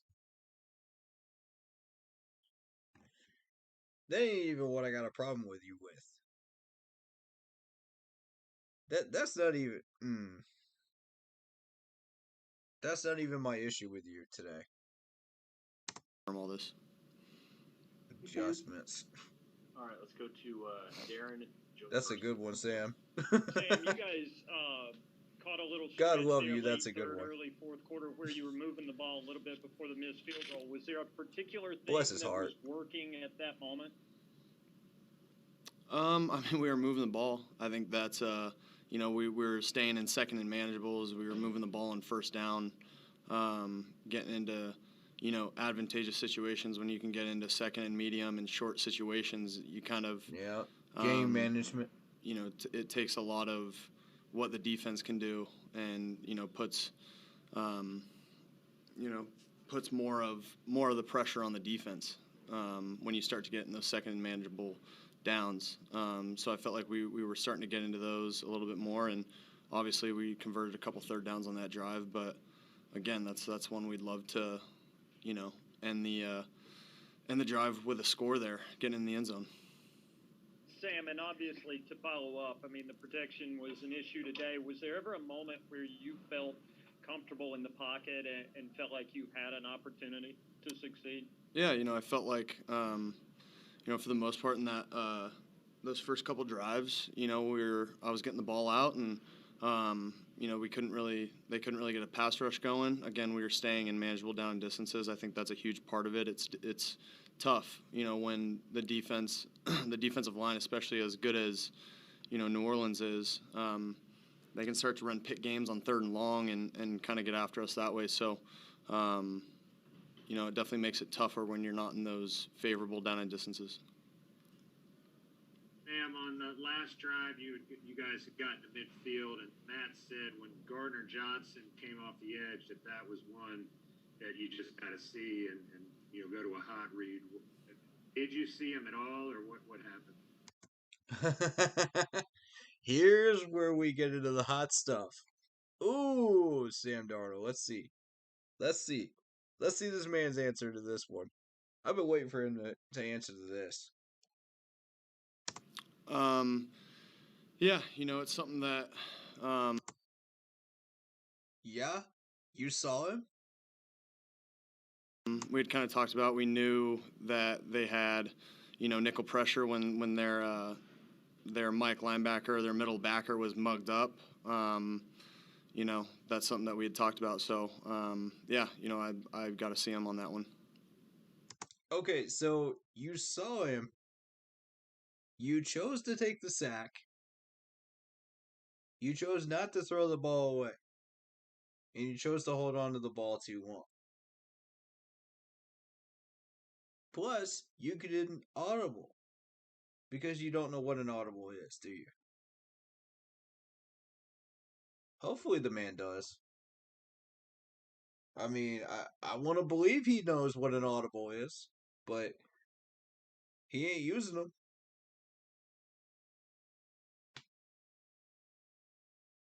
What do you want me to say? If you get back into this far into the stream,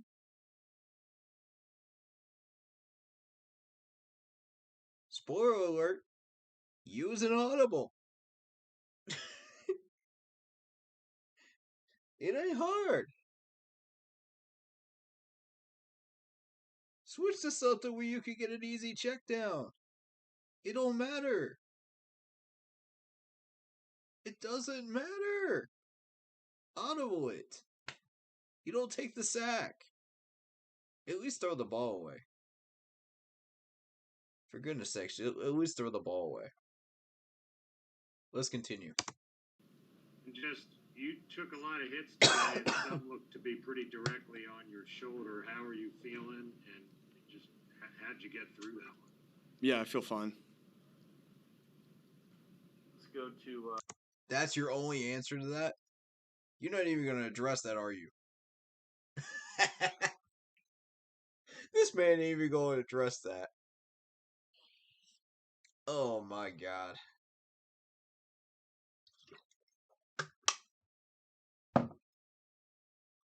What are we listening to right now? Y'all, Sam Darnold is not the answer in Carolina. I'm sorry. For anybody that still thinks he is, he's not. I'm not on board. I'm sorry. I'm not there. He threw some good short and medium balls, but anybody could do that we have ran through here in the last 5 to 6 years. Anybody.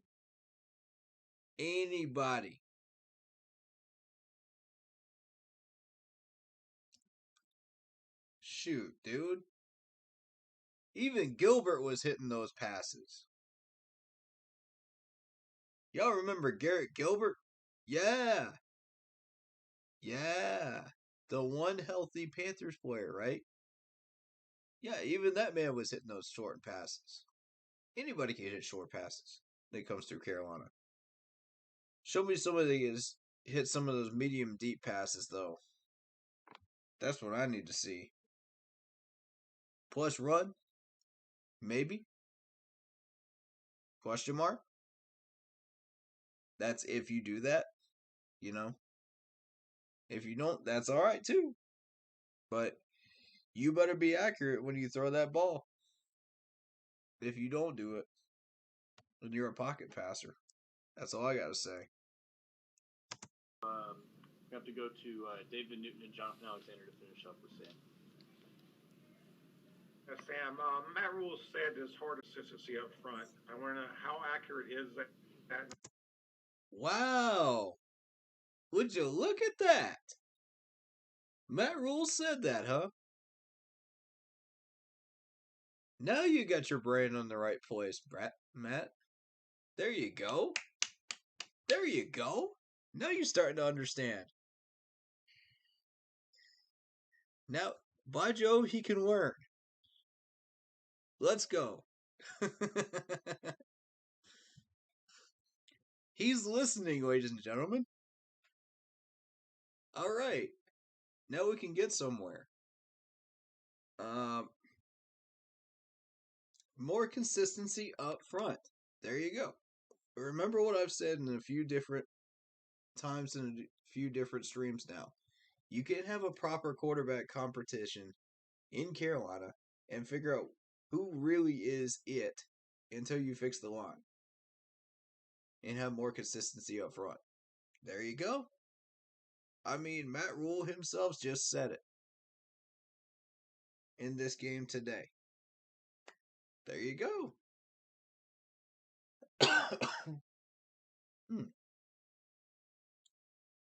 Do you need more proof? Do you need more proof? Let's continue. Not only for you this season, but maybe even for your career. I think you know, bottom of the line, you know, is just everyone's not playing good enough. You know, me, Cam, everyone on offense. You know, we're just not playing good enough to win games. I think that's as simple as it is. And Wrong, Sam. Wrong mindset. Offensive line is the problem. You don't seem to understand that. You think you're the problem, but you're not. Okay?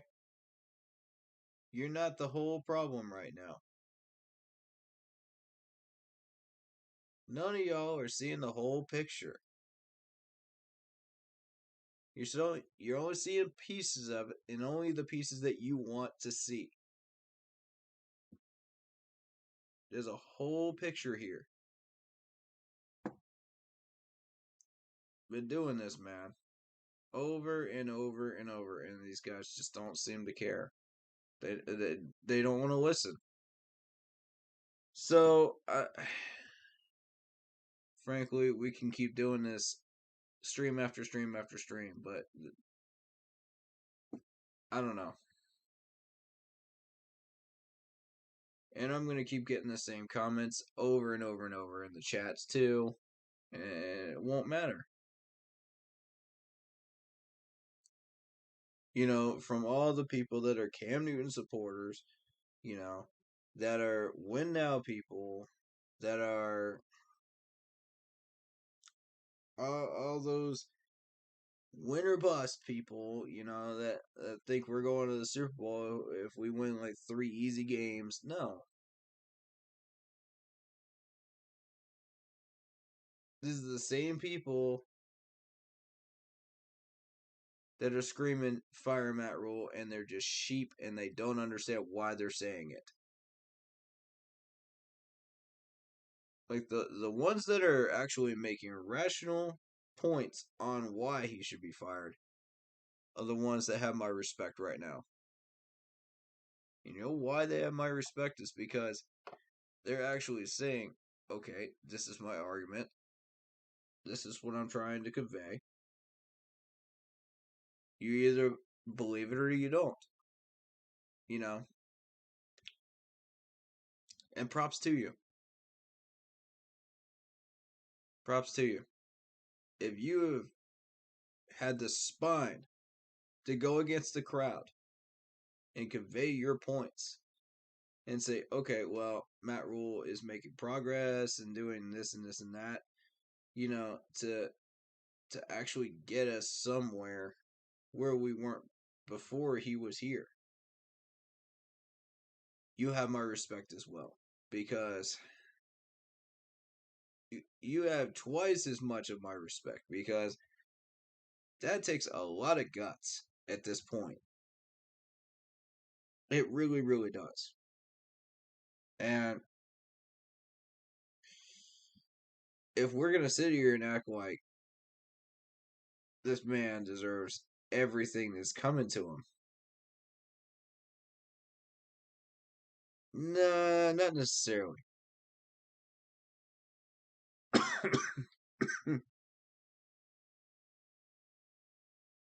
Look, y'all just like to conveniently forget all the things that he's done to help us in the last couple of years.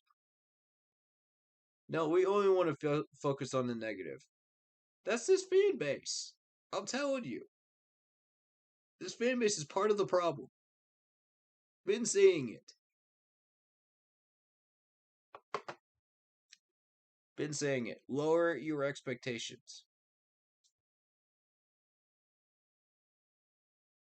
Stop living in 14 and 15 and lower your expectations. This is not the 14 and 15 team. Now we can get back to the 14 and 15 team.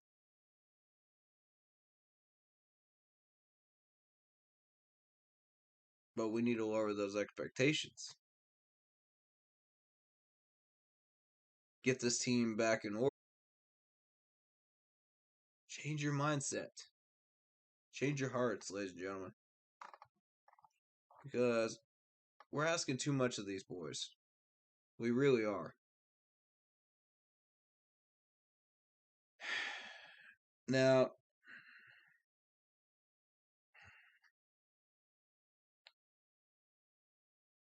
I want this to be a competitive team just like you guys do. It's going to take time. It's going to take pressure. It's going to take some rough years. It's going to take a lot of building. Do I believe that Matt Rule is the guy? I don't know. I don't know at this point. He's shown a few good things as well as many bad things. So, you know, it's challenging to see. But I see the plan in place, though. I do. He's trying to make sure that we build the defense first, then the offense, you know, build the line. And at that point, it's going to take a couple of years to get the offensive line straightened out. Then we see what's left. Whatever's left, we fill in the blanks. We add in the depth. Boom. Then we can try to be competitive and really, really fight for these division crowns from that point on and not stop. Don't settle. Don't pass go. Don't collect $200. Just go at that point. But we're not there yet. You know what I mean? We're not there yet. Point blank. We're not even close to there yet. So, until we are, I don't want to see the go. You know, win now. I don't want to see that. I don't want to see that anymore. Like, y'all are driving me nuts with this.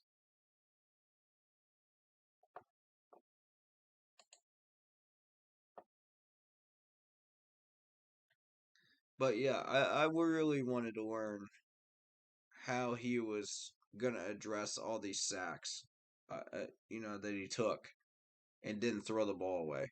That's what I wanted to learn. And we still got another 2 minutes of this. Let's see how he responds to that. Maybe somebody else will ask him too. And, you know, I think we just got to continue to make adjustments and get ready to go down to Tampa and go get a win.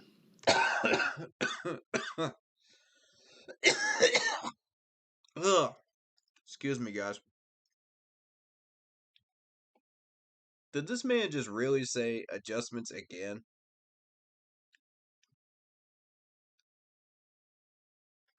You must really love that word because I didn't see you do much of it today.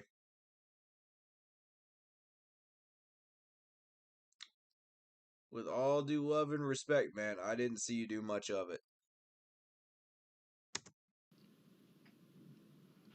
When you're under duress, I mean, obviously that's different than what you probably had in college most of the time. Here we go. How much has that duress impacted your career?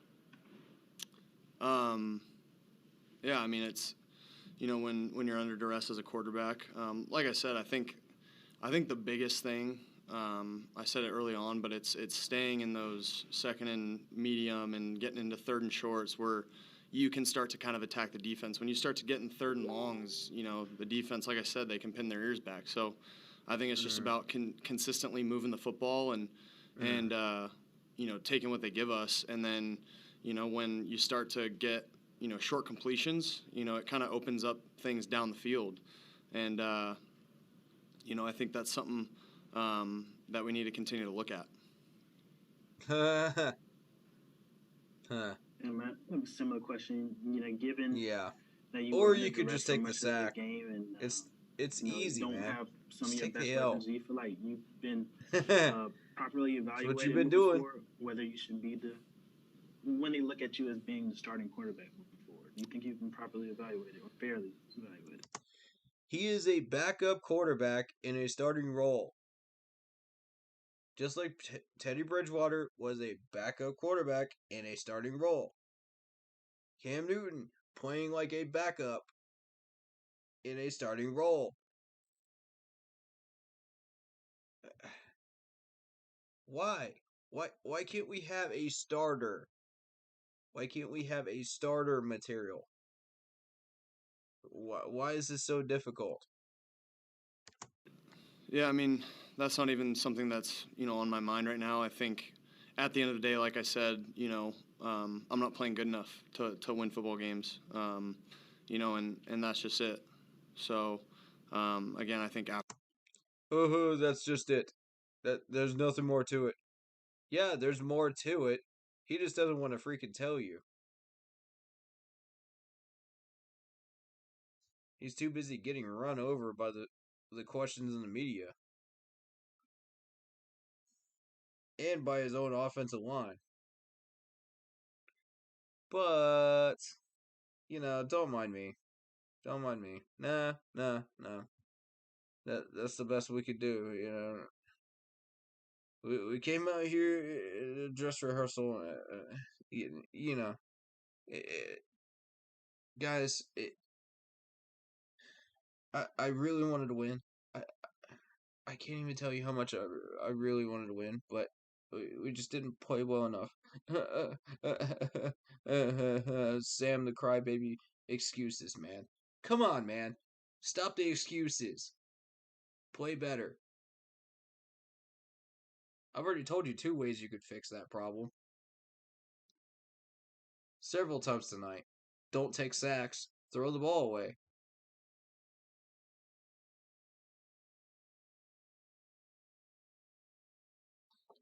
So, the rest, figure it out yourself. After the season, we can start to look at, you know, how I've been playing throughout the season. But, yeah, I mean, that's pretty much all I have to say on that one. After the game, after the season's over, maybe evaluate me and maybe give me another chance at Carolina. No. At this point, no. Package him up. I'm done. Hi, my car slipped and At this point, I'm pretty much done, dude. I don't see him sticking around next year.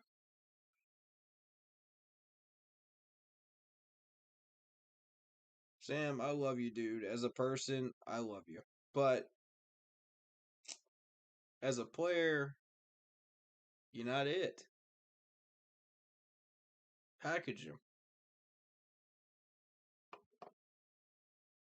Take Dennis Daly with you.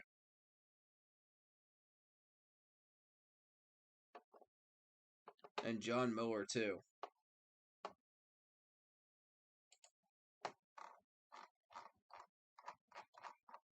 Alright, we're going to go over these numbers real quick. 5 for 13 for the Saints on third down conversions. 6 for 14 for us. Garbage. Total net yards, 178 versus 280.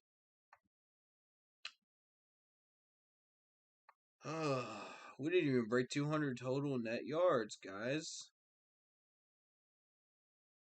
Disgusting.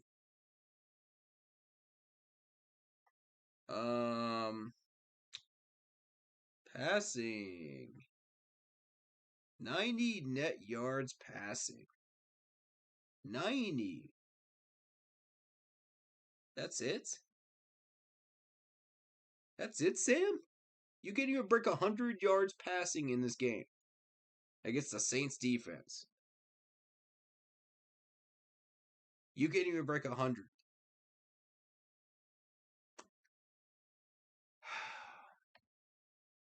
I don't want to hear more excuses, man. Just be better. I'm here for you, man, but be better. 17 for 26. And a pick.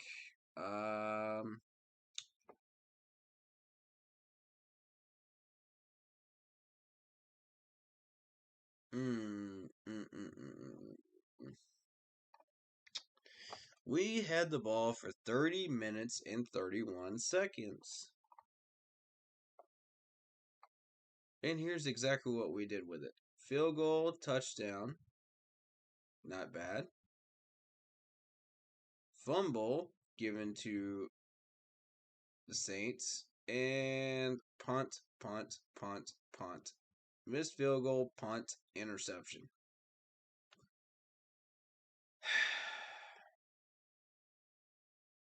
All but one of those, after the fumble, was in our territory. We didn't even get out of our own territory. For most of this game.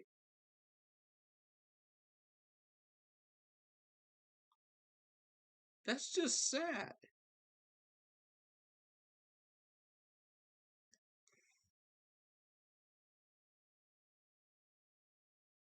God. The one time we get within field goal range, we miss it.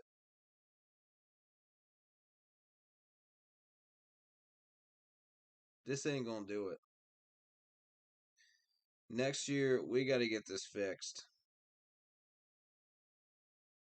We gotta get this fixed bad.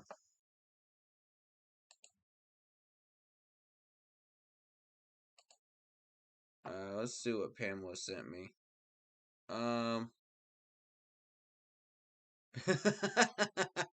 Instagram says, until further notice, the Panthers' motto will be start pounding. Oh. Ouch. Ouch.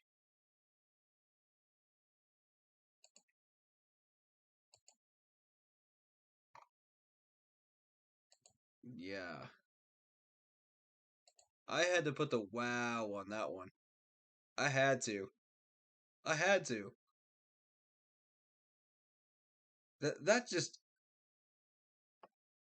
That's the only reaction I could come up with on that one. Just I don't know whether to laugh at that or be shocked. I don't know which one I would rather do at this point. Either way, it's bad.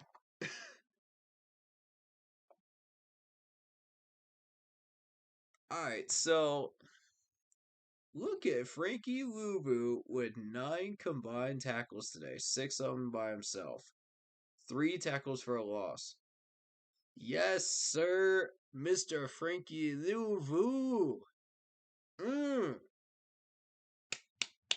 You'll love to see it. You'll love to see it. I told you to give this man a chance. I told you. Give this man a shot. Cheers to Frankie. Let's go.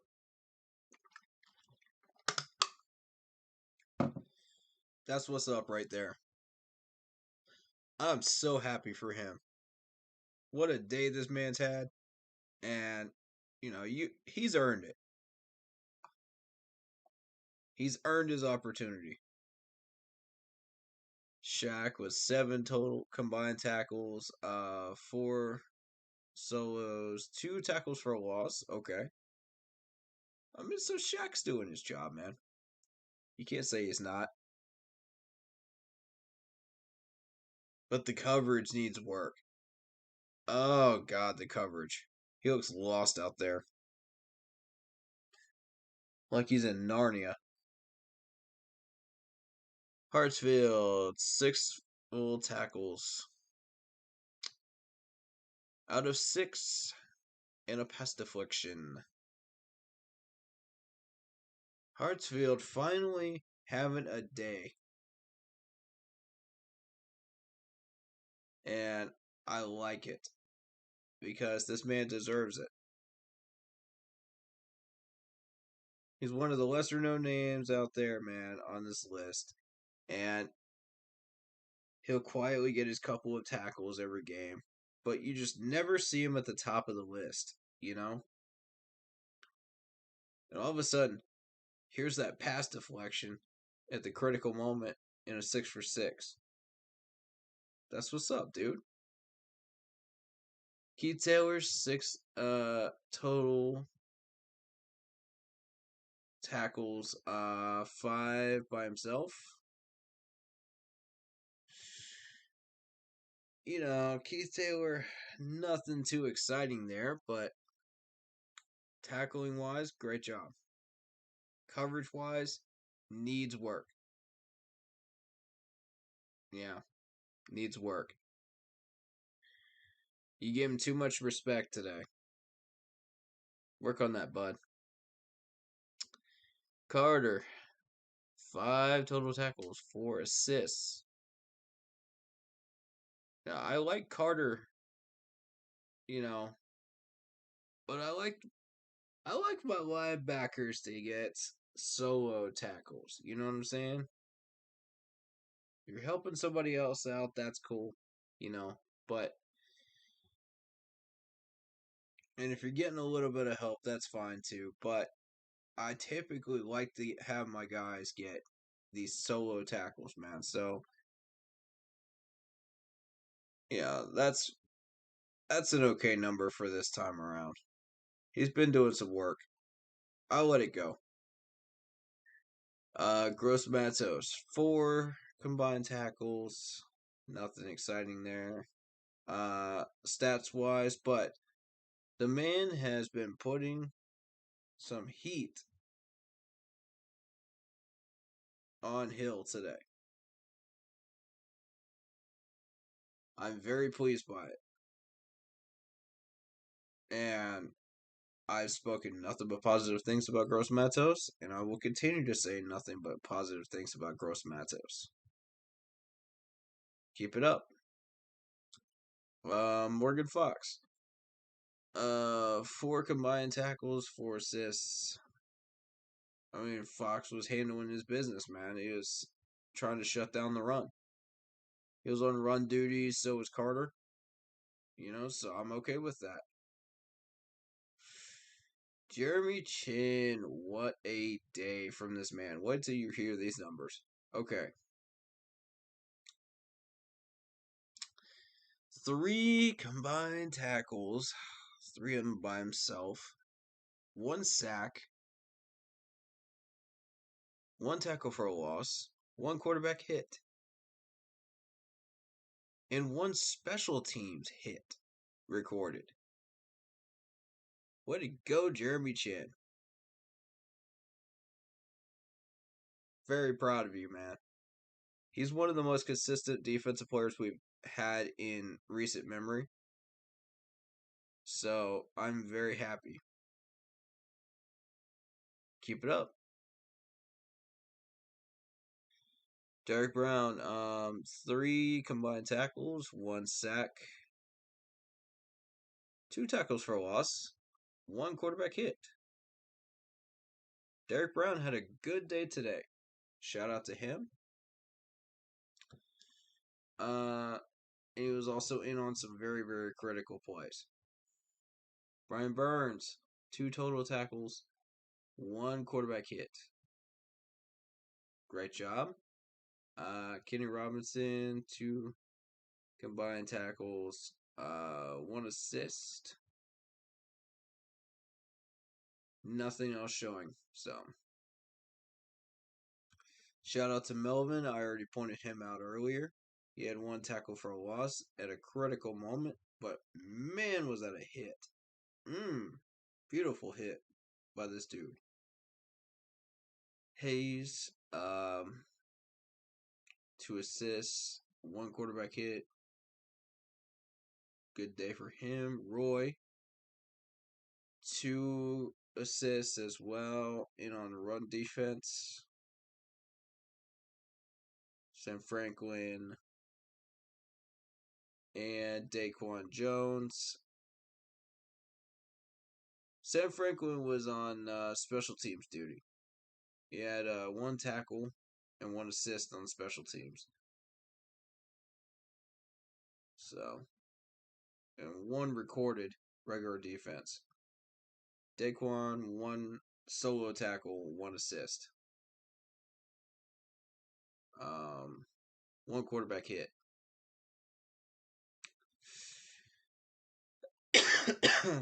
So that's pretty much the excitement of this defense.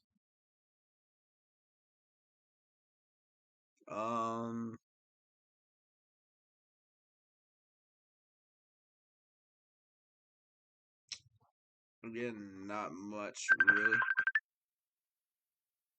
exciting here.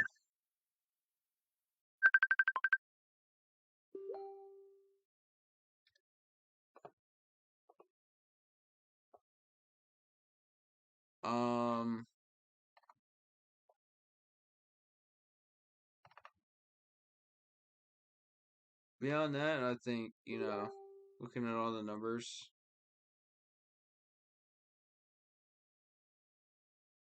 it's not that really exciting here. Except for the fact that we were able to shut down their running game for a good chunk of that.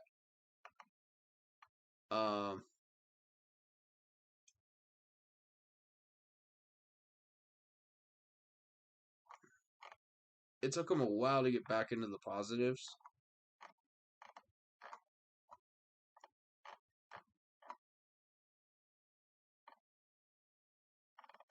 I don't know that there's really any other main details that I really want to go over. I don't think I missed anything here. Let me just double check this one more time.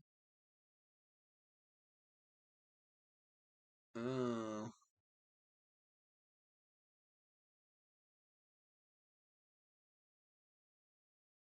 Net yards rushing 88 for us. 3.4.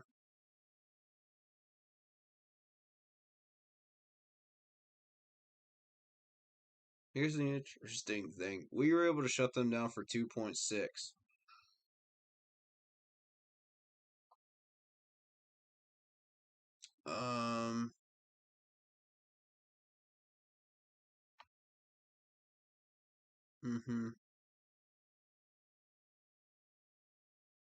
Here's the big number I want to point out to everybody. Look how many penalties we actually had. Just 1. Only 1 penalty, ladies and gentlemen.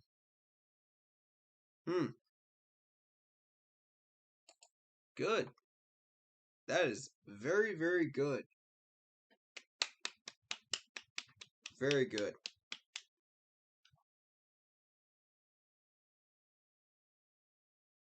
I think at this point, I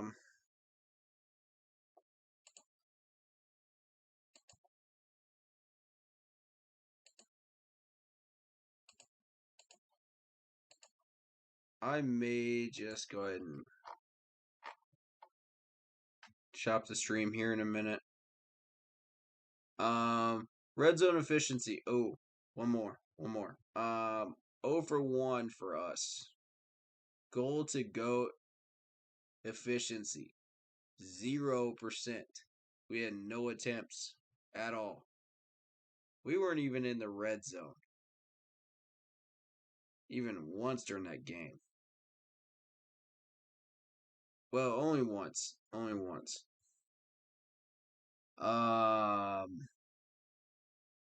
They were 1 for 3, 33%.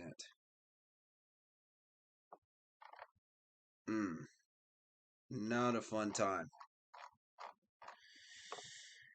Well, end of the day, we know what we need to do. We know how to fix this team. We know what it's going to take.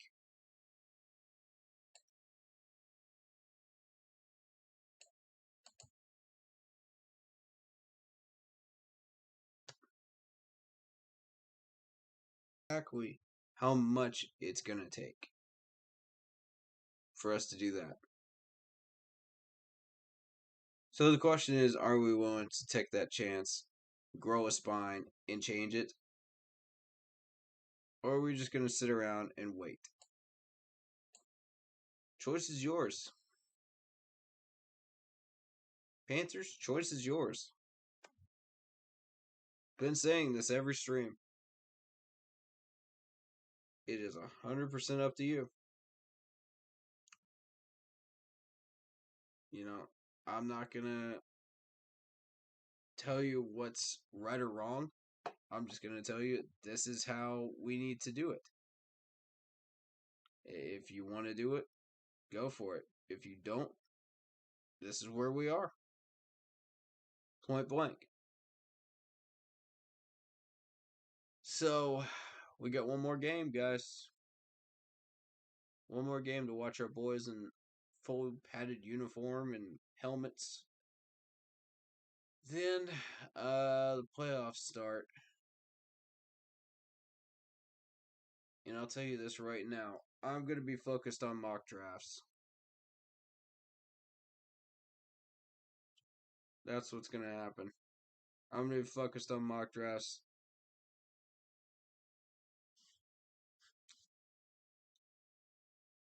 And we've got 2 more streams left of the regular season to go. After that, it's off-season mode, and I do always want to do one stream a week where we do mock drafts, purely just mock drafts, and one stream a week where we do film study.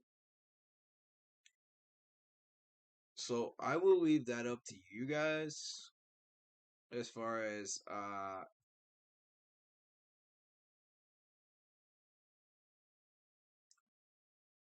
how that's gonna play out.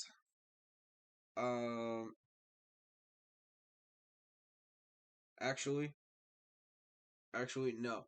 I will announce those streams whenever I do them. Okay, I'll announce them. I'll get into a regular schedule and I'll announce it once I get a schedule figured out for myself too. And we'll do that. Hopefully twice a week. We'll be able to do this. Like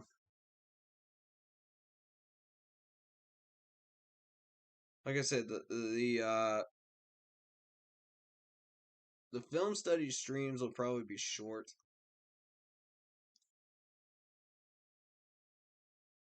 Oh, excuse me. It's late.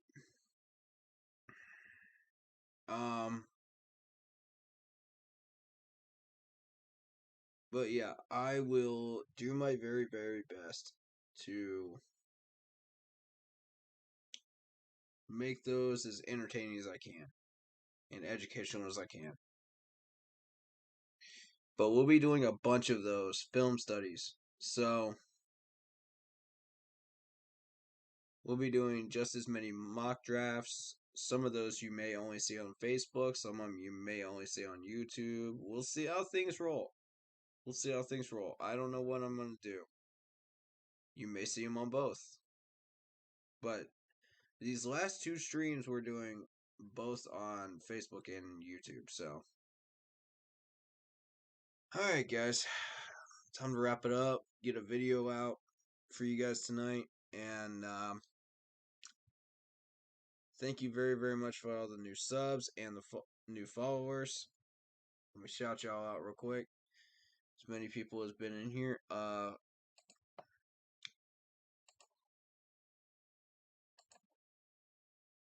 Emerson L, Pamela. We got Anthony Rochelle, who's been in the chat with me. David Screws. We got on YouTube. If I miss anything on Facebook, let me know. But on YouTube, we've got Yeah, David Screws, Daryl, Randy Major, who's a Saints fan. Appreciate you. Hopefully you liked the content and you enjoyed sticking around. Congrats on your Saints win today. Ahmad Z, and of course Lock Poppy. Shout out to LD who can't be here tonight. He's with his family who are going through a rough time right now. I won't speak on specifics, but they could use some healing prayers right now. Also, shout out to David Kesha, who has been very busy, but he managed to come on here for a few minutes tonight. And I apologize that I kind of went on a monologue for about an hour there. I would have loved to hear what he had to say on stuff. I'm so sorry about that, dude. Next time, though, okay? Next time.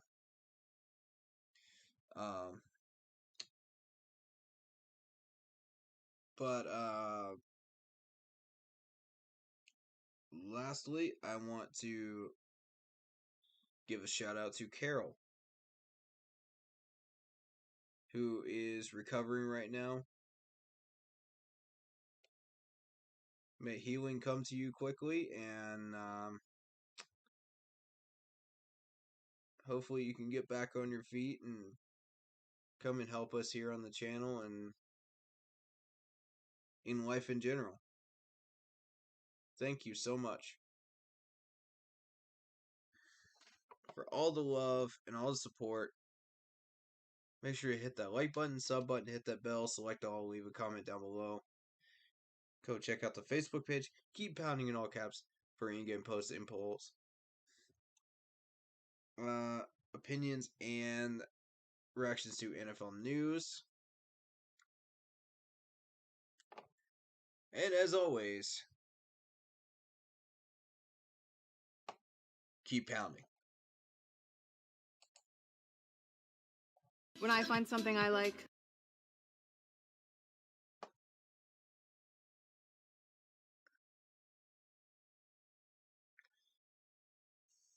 I'll be getting off here in just a second, guys. Sorry. Keep pounding, boys. See you guys soon.